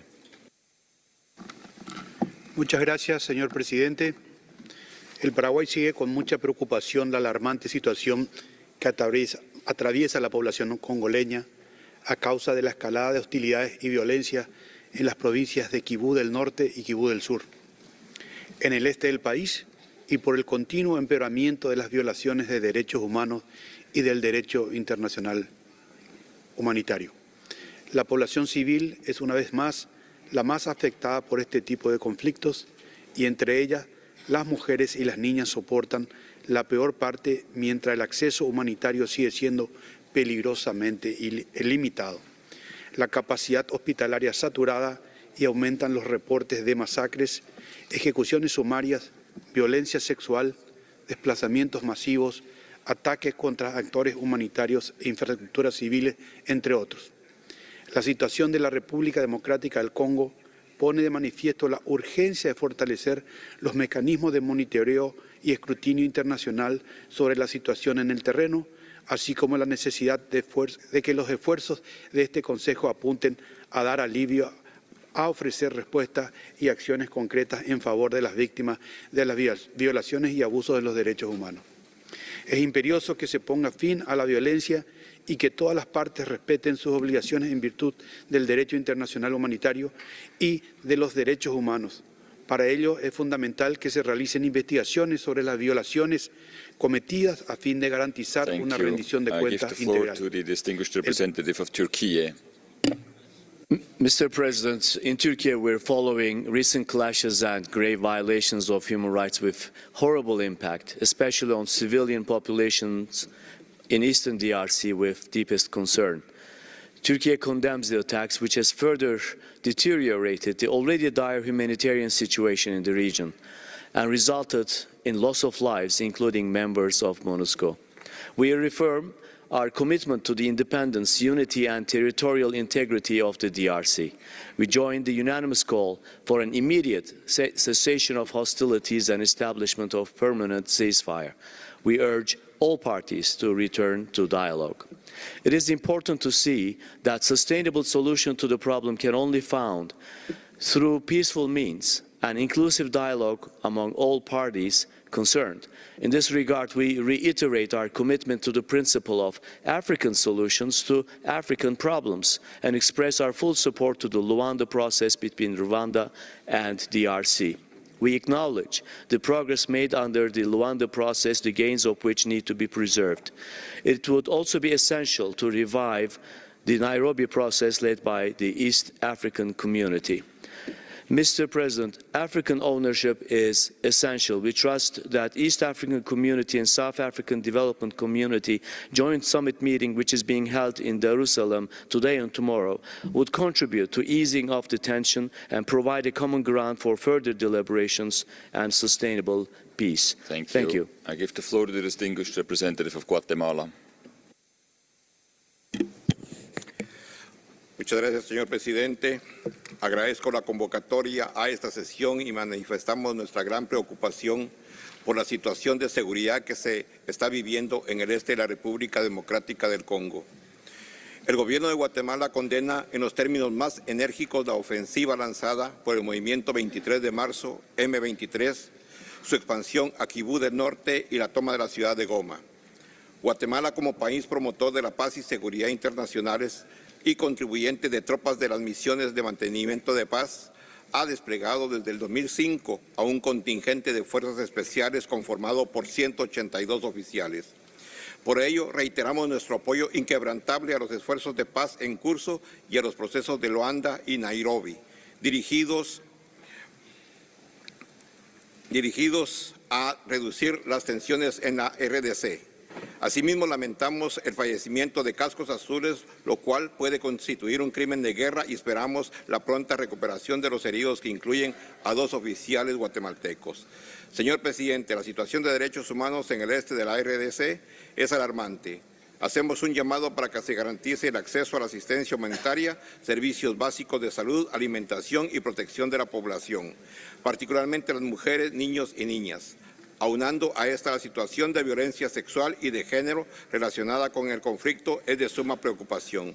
Es urgente que todas las partes involucradas cesen inmediatamente las hostilidades, respeten el derecho internacional humanitario. I give the floor to the distinguished representative of Zambia. Thank you, Mr. President. Zambia is deeply concerned with the reports on the deteriorating human rights situation in the Eastern Democratic Republic of the Congo arising from the ongoing conflict. We are saddened that civilians, including women and children, are bearing the brunt of the ongoing armed conflict, insecurity, and human rights abuses. We appreciate the ongoing mediation efforts through regional processes under SADC and EAC aimed at resolving the conflict and restore peace and stability. Zambia calls on the regional and international community to urgently prioritize the protection of civilians, provision of humanitarian assistance, and ensure the effective application of human rights and humanitarian law. It is essential and urgent that we work together to address the root causes of the conflict to ensure lasting peace and security in the DRC, which will not only benefit its citizens, but also the wider region. I thank you. Thank you. I give the floor to the distinguished representative of Pakistan. Thank you. Mr. President, the Council meets today to address yet another human rights crisis created by use of military force against civilians. This time in the Democratic Republic of the Congo. We condemn M23's occupation of territories in eastern DRC. We underscore that sovereignty and territorial integrity of the DRC must be respected. Pakistan joins other delegations in condemning acts of mass killings, sexual violence, and other human rights violations, and is gravely concerned at the increasing scale and the growing intensity of violence perpetrated. We echo the calls by the High Commissioner for urgent action to stem grave human rights crisis in the region. As a major contributor to the UN peacekeeping forces, Pakistan condemns the attacks on UN peacekeepers and urges all parties to be mindful that such attacks may constitute war crimes. In order to stem human rights violations and move forward towards durable peace, we call for 1, resolute condemnation of violence against civilians, forced displacement and illegal occupation of territory, 2, uninterrupted access to human rights organizations to the affected areas, 3, recognition that there is no military solution to this conflict, and 4, as SADC and EAC summit meetings are being held today, we hope that international and regional diplomatic efforts, including the Luanda process and the Nairobi process, pick momentum. Finally, we hope that the Council will respond to this crisis while acting within its mandate and with consensus. I thank you.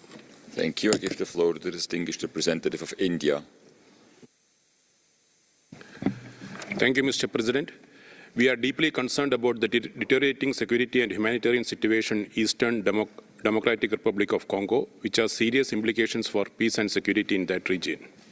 India strongly condemns the violation of the territorial integrity and sovereignty of the DRC and the acts of violence that continue to undermine peace and stability in the region and violate human rights. India formally supports regional diplomatic initiatives such as the Luanda process and the Nairobi process, which could play a crucial role in fostering dialogue, de-escalating tensions, and promoting a peaceful resolution to the conflict. India has been contributing to the peacekeeping efforts in the region. We have around 1,200 UN peacekeepers serving in the eastern DRC. A significant number of Indian nationals currently live in the region, and they are now facing displacement and increased risk of violence. We remain deeply concerned about their well-being and reiterate our call for the immediate cessation of hostilities. I thank you. Thank you. I give the floor to the distinguished representative of Mauritania. شكرا السيد الرئيس. تعرب الجمهورية الإسلامية الموريتانية عن قلقها العميق إزاء الوضع الإنساني والأمني المتدهور في شرق جمهورية الكونغو الديمقراطية.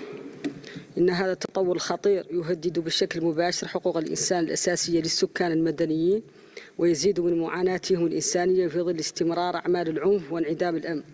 تؤكد موريتانيا دعمها الثابت لوحدة جمهورية الكونغو الديمقراطية وسلامة أراضيها، وتدعو جميع الأطراف إلى احترام القانون الدولي الإنساني وحماية حقوق المدنيين، لا سيما النساء والأطفال الذين يعانون بشكل مضاعف من تداعيات النزاع. كما تحث مجلس حقوق الإنسان والمجتمع الدولي على اتخاذ خطوات عاجلة لضمان حماية السكان المدنيين وضمان وصول المساعدات الإنسانية إلى المتضررين. تؤكد موريتانيا على التزامها الراسخ بالمبادئ الأساسية لحقوق الإنسان، وتدعو المجتمع الدولي ولا سيما مجلس حقوق الإنسان إلى مضاعفة الجهود لإيجاد حل شامل ومستدام يحفظ كرامة وحقوق الإنسان ويعزز الأمن والاستقرار في المنطقة. شكرا سيد الرئيس.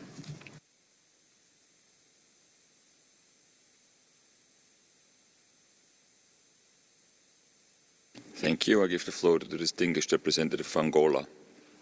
Thank you, Mr. President. Angola welcomes Minister Patrice and his delegation and expresses deep concern about human rights situation in the east of DRC with the escalation of the conflict, including the seizure of the city of Goma.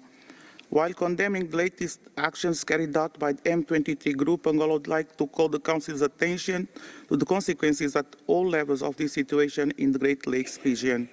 The military actions of M23 constitute a flagrant and unacceptable violation of ceasefire that has been in place since August 4, 2024, as well as constituting a severe violation to the territorial integrity of the DRC. We recall all the efforts and progress achieved within the scope of the Luanda process, which defined the peaceful resolution of the conflict as the only way out of the crisis through a peace agreement between the parties to the conflict. Angola reiterates its call for scrupulous respect for human rights and international humanitarian law, which requires both parties to the conflict to pay particular attention to the protection of civilian populations, including IDP and refugee camps, as well as the safety of military personnel present in eastern DRC. Angola reaffirms President Lourenço's firm commitment to continue to play its role as EU mediator between the DRC and Rwanda, as well as welcomes all the diplomatic efforts currently underway to achieve security and peace, including the joint SADC EAC summit and others to follow. I thank you, Mr. President. Thank you. I give the floor to the distinguished representative of Malta. Thank you, Mr. President. Malta aligns itself with the statement by the European Union. The situation in the eastern regions of the Democratic Republic of the Congo is one of serious concern. As the High Commissioner warned on 28 January, as violence and urban conflict escalate within Goma, civilians face grave risks. These actions only serve to exacerbate an already dire situation which civilians are facing on a daily basis. Credible reports of rampant sexual and gender-based violence perpetrated in Goma and South Kivu are condemnable, and we call for these actions to immediately stop and for those responsible to be brought to justice.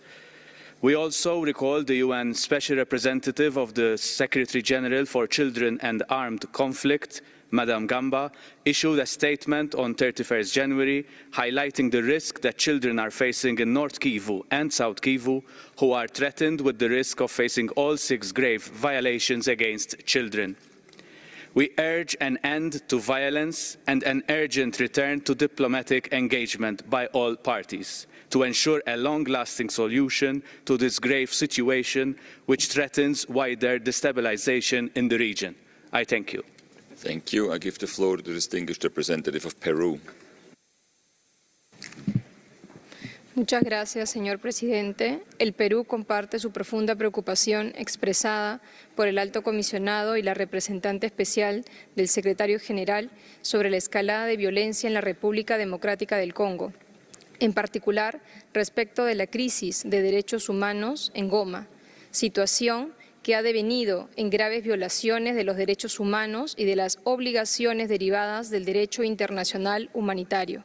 Lamentamos el sufrimiento de la población. En línea con su compromiso con una solución pacífica y política duradera al conflicto en la región, el Perú participa en MONUSCO desde el 2024. Como uno de los estados contribuyentes a la misión, el Perú expresa también su profundo pesar por la irreparable pérdida de los valerosos cascos azules que han entregado su vida en el cumplimiento de su deber y extiende sus condolencias.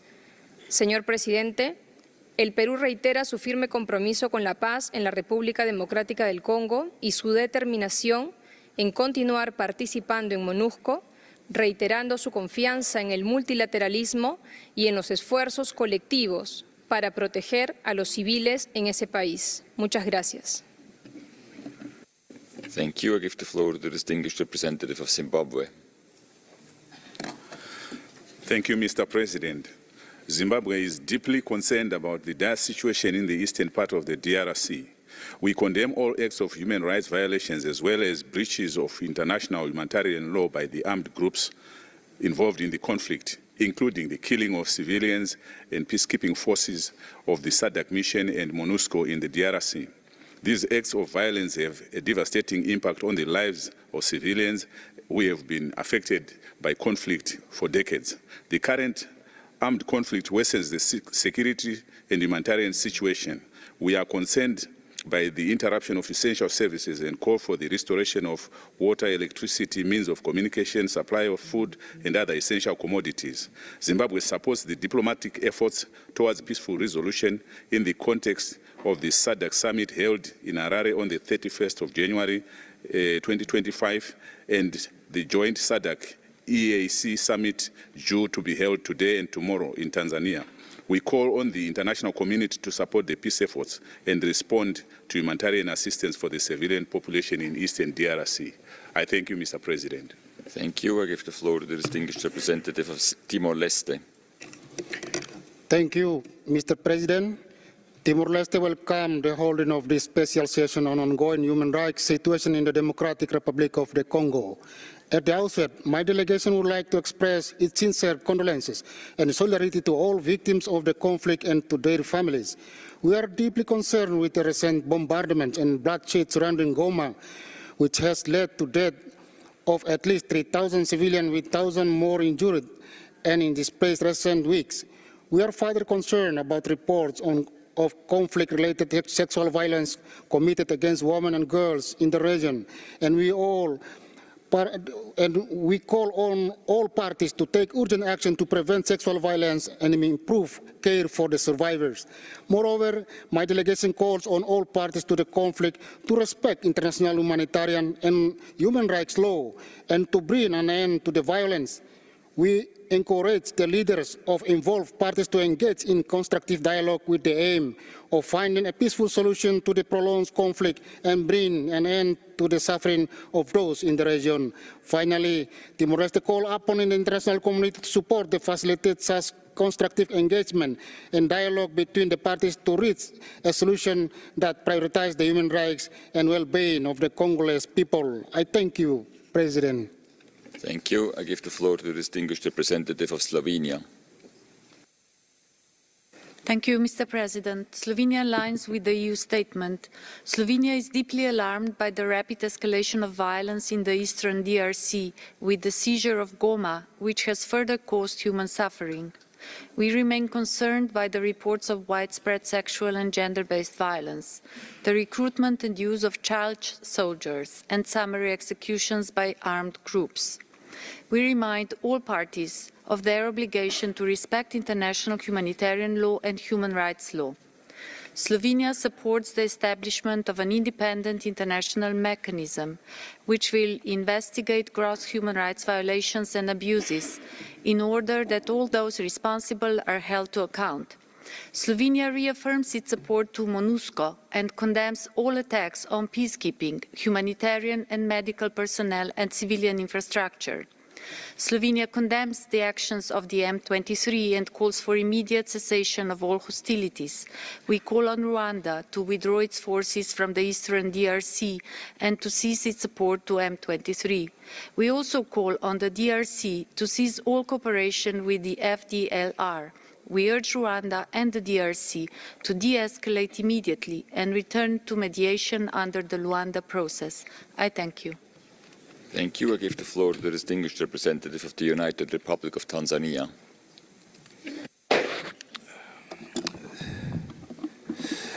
Thank you, Mr. President. the United Republic of Tanzania welcomes the holding of this special session. It is unfortunate that the recent conflict in the east of the Democratic Republic of the Congo has not only led to the killing of innocent civilians and destruction of infrastructure, but also worsened the security and humanitarian situation. It is important to respect international law and, for purposes of this session, human rights and international humanitarian law.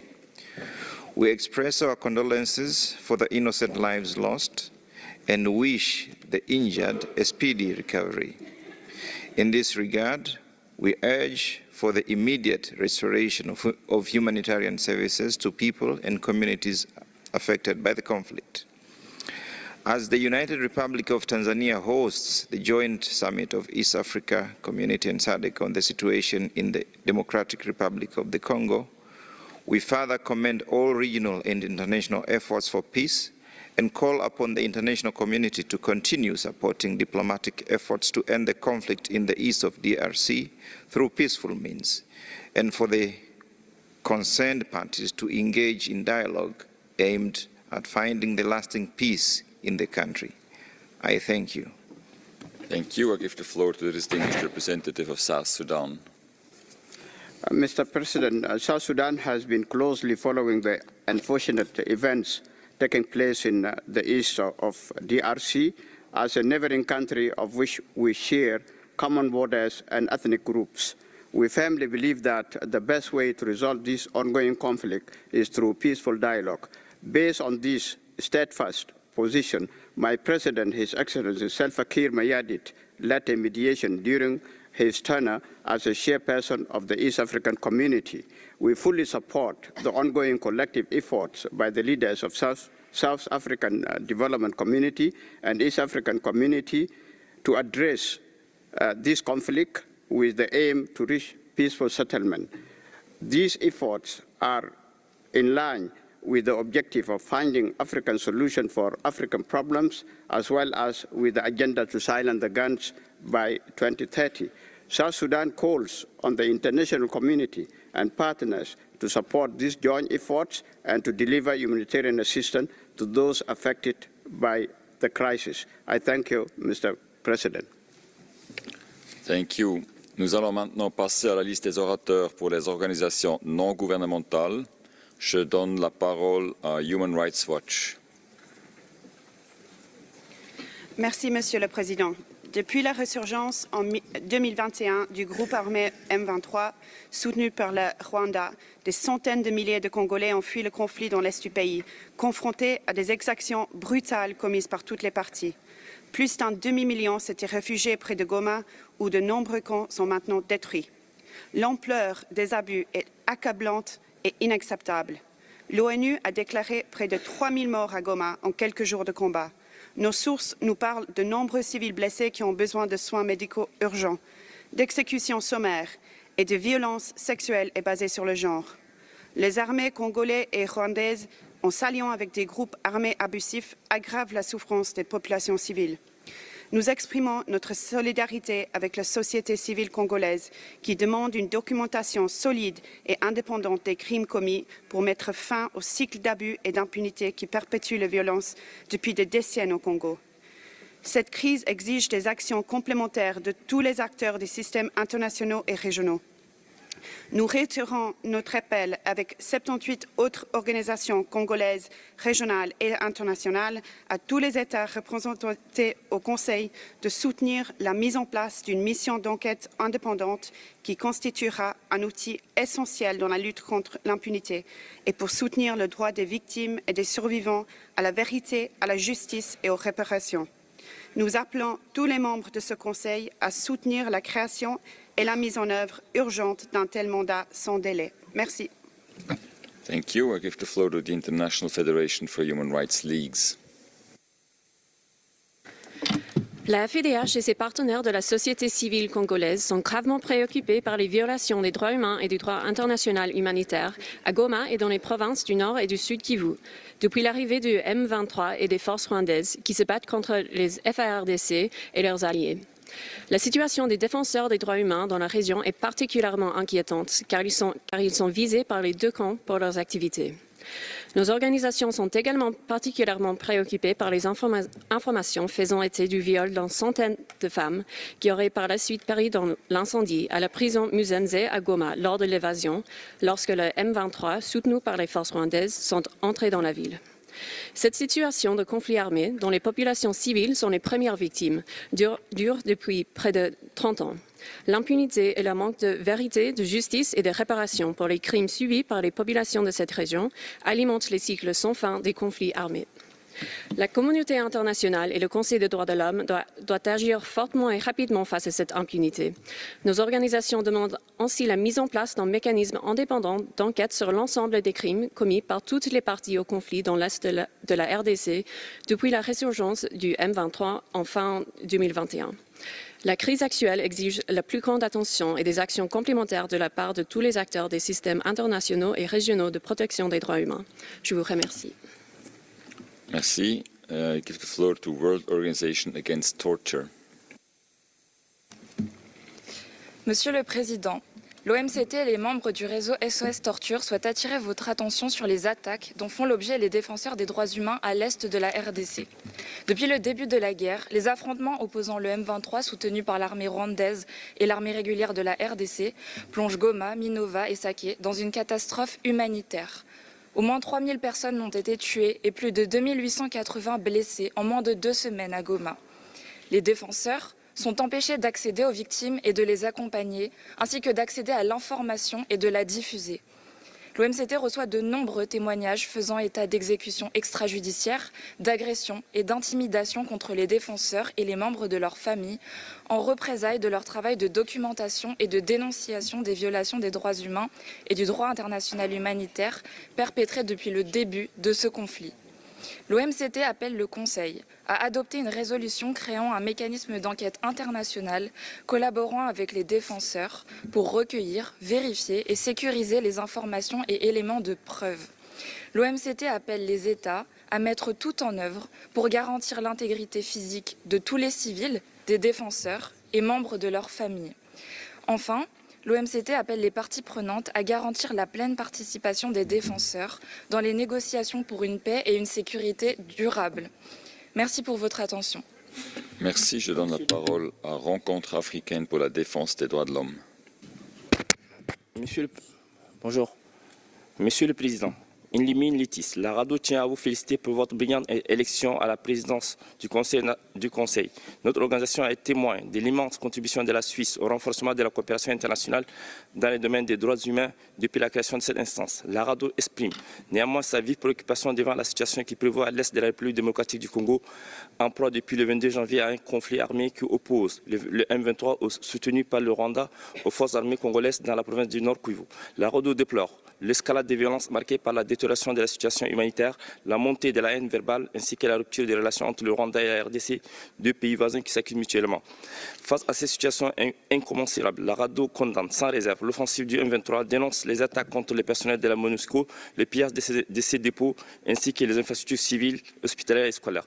Compte tenu de la gravité de la crise, la RADO exige la création de couloirs humanitaires entre Goma, Minova et Bukova afin de permettre le réapprovisionnement en biens essentiels, la rotation du personnel humanitaire, la circulation sécurisée des civils et garantir la réouverture des aéroports, des postes frontières et des voies d'accès humanitaire. La RADO demande à toutes les parties d'observer un cessez-le-feu immédiat. Le Rwanda doit retirer ses troupes du territoire congolais, cesser son appui au M23. La RDC doit aussi arrêter son soutien au FDLR. Pour conclure, la RADO redoute la régionalisation de ces conflits et invite les différentes parties prenantes à prendre part au sommet de Dar es Salaam en Tanzanie afin d'explorer les voies et moyens pour la recherche de la paix dans le Grand Lac. Je vous remercie pour votre attention.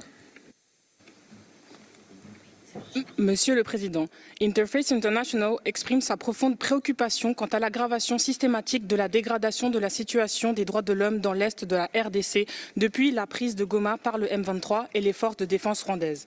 En effet, Interfaith International s'inquiète de la multiplication de la haine ethnique et raciale de ce conflit qui risque de prendre une dimension régionale si rien n'est fait. Pour notre organisation, aucune action militaire ne peut résoudre ce conflit. Il est impératif que toutes les parties arrêtent les hostilités et s'engagent dans un dialogue politique et constructif pour alléger la souffrance des populations civiles. Compte tenu de la situation humanitaire dramatique dans la région, Interfaith International invite à la revitalisation du processus de Luanda pour un cessez-le-feu immédiat. Il est temps que cette session adopte une décision ferme afin de réunir tous les outils nécessaires en vue d'une reddition des comptes pour les actes de déstabilisation commis en RDC. En conclusion, Interfaith International réitère son soutien aux activités de la MONUSCO, notamment pour la protection des populations civiles. Pour finir, Interfaith International réaffirme son attachement à la préservation de l'intégrité territoriale de la RDC. Je vous remercie de votre attention. Merci. Je donne la parole au Centre du commerce international pour le développement. Merci, Monsieur le Président. Le CECID se félicite de la tenue de cette session spéciale sur la RDC. Nous demandons que cessent immédiatement les violations des droits de l'homme perpétrées dans l'Est de la République démocratique du Congo, résultant des actions des forces armées rwandaises et de leurs complices du M23, aboutissant au pillage systématique et délibéré des ressources par les entreprises multinationales. Un effort doit être fait pour une transférabilité des matières premières en provenance de la région et que soit déclaré l'embargo sur les trafics et la circulation des armes. Que soient également prononcées des sanctions ciblées contre les responsables militaires qui ont commis des crimes et qu'une reddition soit pleinement prononcée et rendue effectivement exécutoire sur la totalité du territoire national afin que dans le respect de l'état de droit et d'un procès équitable, les principaux responsables des pillages des infrastructures des agences onusiennes humanitaires soient juridiquement condamnés. Nous appelons à un cessez-le-feu immédiat pour que le Conseil puisse mener les investigations pour poursuivre les principaux responsables des crimes et des violences sexuelles perpétrés depuis le début de cette crise. Le CECID réitère son attachement au processus de Luanda et à l'intégrité territoriale de la RDC. Je vous remercie. Merci. I give the floor to Amnesty International. Mr. President, Amnesty International welcomes the holding of this special session. All parties to the conflict in the east of the DRC, including the Rwandan-backed M23 fighters, the Rwandan and Congolese armies, and their allies, must prioritize the protection of civilians in the aftermath of the recent fighting in Goma. Civilians face a grave risk of human rights violations amidst this latest escalation. Over this past year, both sides have ramped up their use of explosive weapons in densely populated areas with devastating consequences for civilians. This must cease. Thousands of Congolese civilians are once again fleeing for their lives in desperate need of safety and humanitarian aid. Amnesty International calls on all parties to the conflict to prioritize the protection of civilians amidst this devastating violence. The M23, backed by Rwanda, must comply with international humanitarian law. They must ensure the safety of civilians, including human rights defenders and journalists, including those critical of Rwanda and the M23. They must also guarantee safe passage for fleeing civilians and allow and facilitate humanitarian access. We join 75 Congolese, regional, and international human rights organizations in calling for the establishment of an independent mandate to investigate and report on grave rights violations and abuses being committed by all parties to the conflict in eastern DRC, and to support efforts to hold perpetrators to account. Thank you, Mr. President. Thank you. I give the floor to the International Bar Association. The International Bar Association's Human Rights Institute welcomes this special session of the Council on the situation of human rights in the East DRC. We are gravely concerned at serious human rights violations and abuses and the dire humanitarian situations in Eastern DRC intensified in January this year. In the recent onslaught in which the M23 took control of Goma, CSOs and media have reported killings, rapes, looting, forced labour and forced recruitment. The residents, along with hundreds of thousands of displaced people, have inadequate access to food, water and electricity. Under international humanitarian law, M23 and Rwandan forces have obligations to protect civilians and facilitate access to humanitarian assistance. The Abari urge to establish an independent mandate to investigate, collect, consolidate, preserve and analyse evidence on grave rights violations and abuses being committed by all parties to the conflict in eastern DRC. Undertake a thorough investigation into all violations and abuses of crimes under international law by all parties to the current conflict.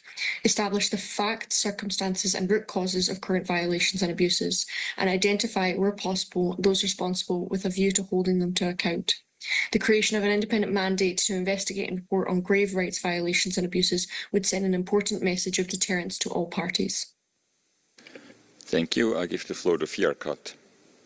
Monsieur le Président, malgré les alertes répétées de la société civile sur la détérioration de la situation sécuritaire à l'est de la République démocratique du Congo et son impact sur les droits humains sur l'ensemble du pays, avec notamment la levée du moratoire sur la peine de mort et le ciblage des défenseurs des droits humains et des avocats, la population civile congolaise continue d'être la première victime du conflit armé.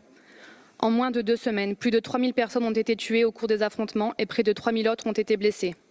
Dans la ville de Goma, plus d'une centaine de femmes et enfants ont été brûlés vifs et un nombre indéterminé d'hommes ont été tués par balle lors d'une évasion de la prison centrale de Muzenze. Au moins 35 cas de viol sur des femmes et des jeunes filles à Karizimbi ont également été rapportés.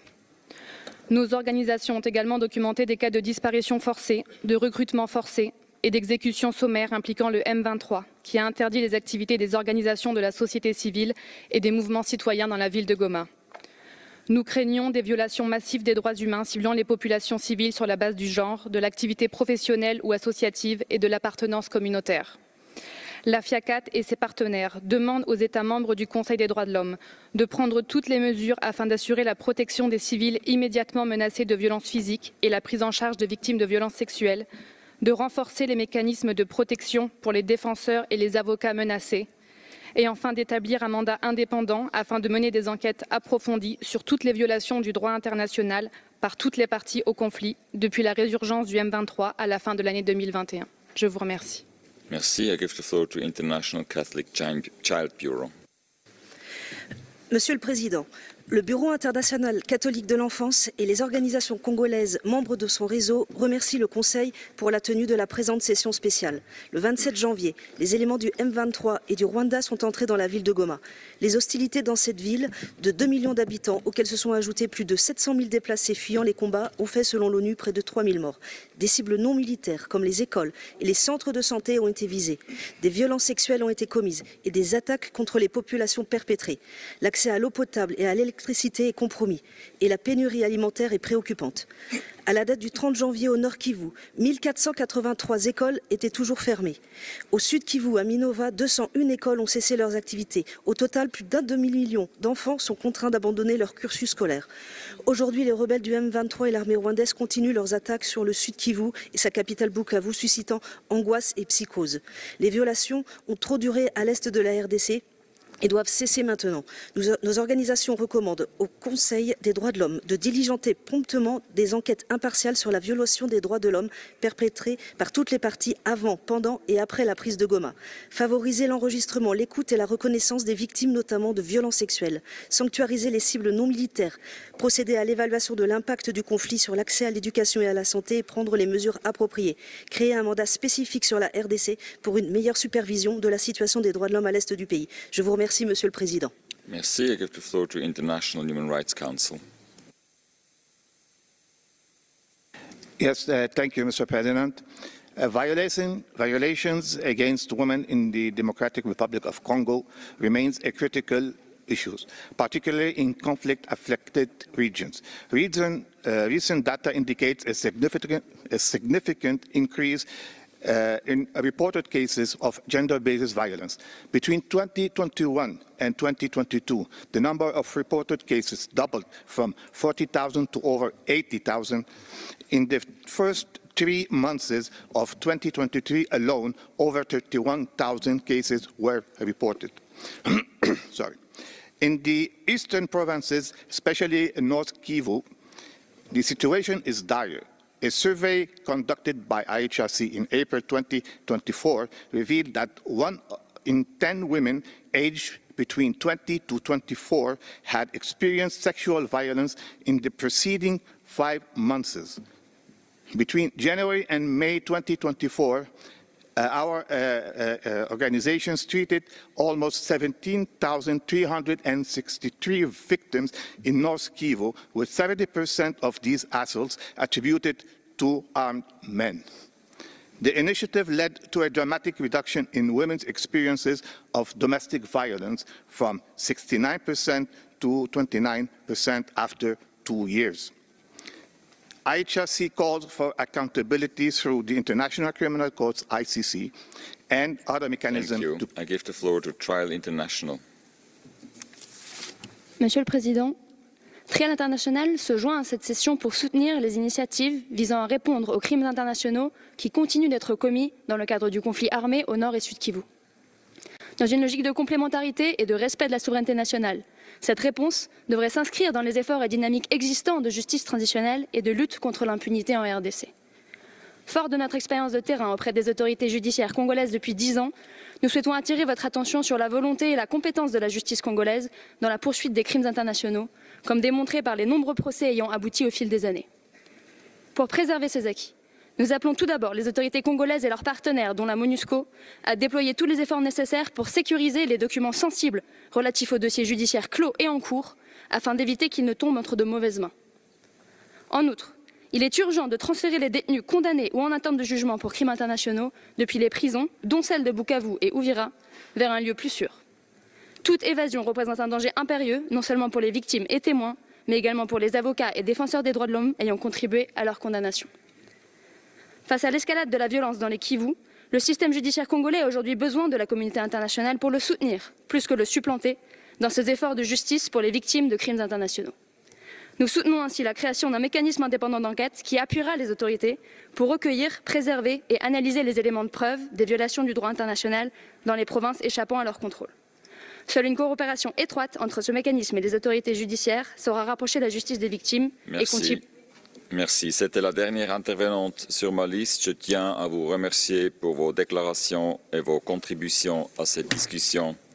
Excellences, distingués collègues, c'est la fin de la réunion de ce matin. Nous reprendrons à 15 h pour nous prononcer sur le projet de la résolution HRC S37L1. Et ainsi, je déclare close cette réunion. Je vous souhaite un bon appétit. Merci.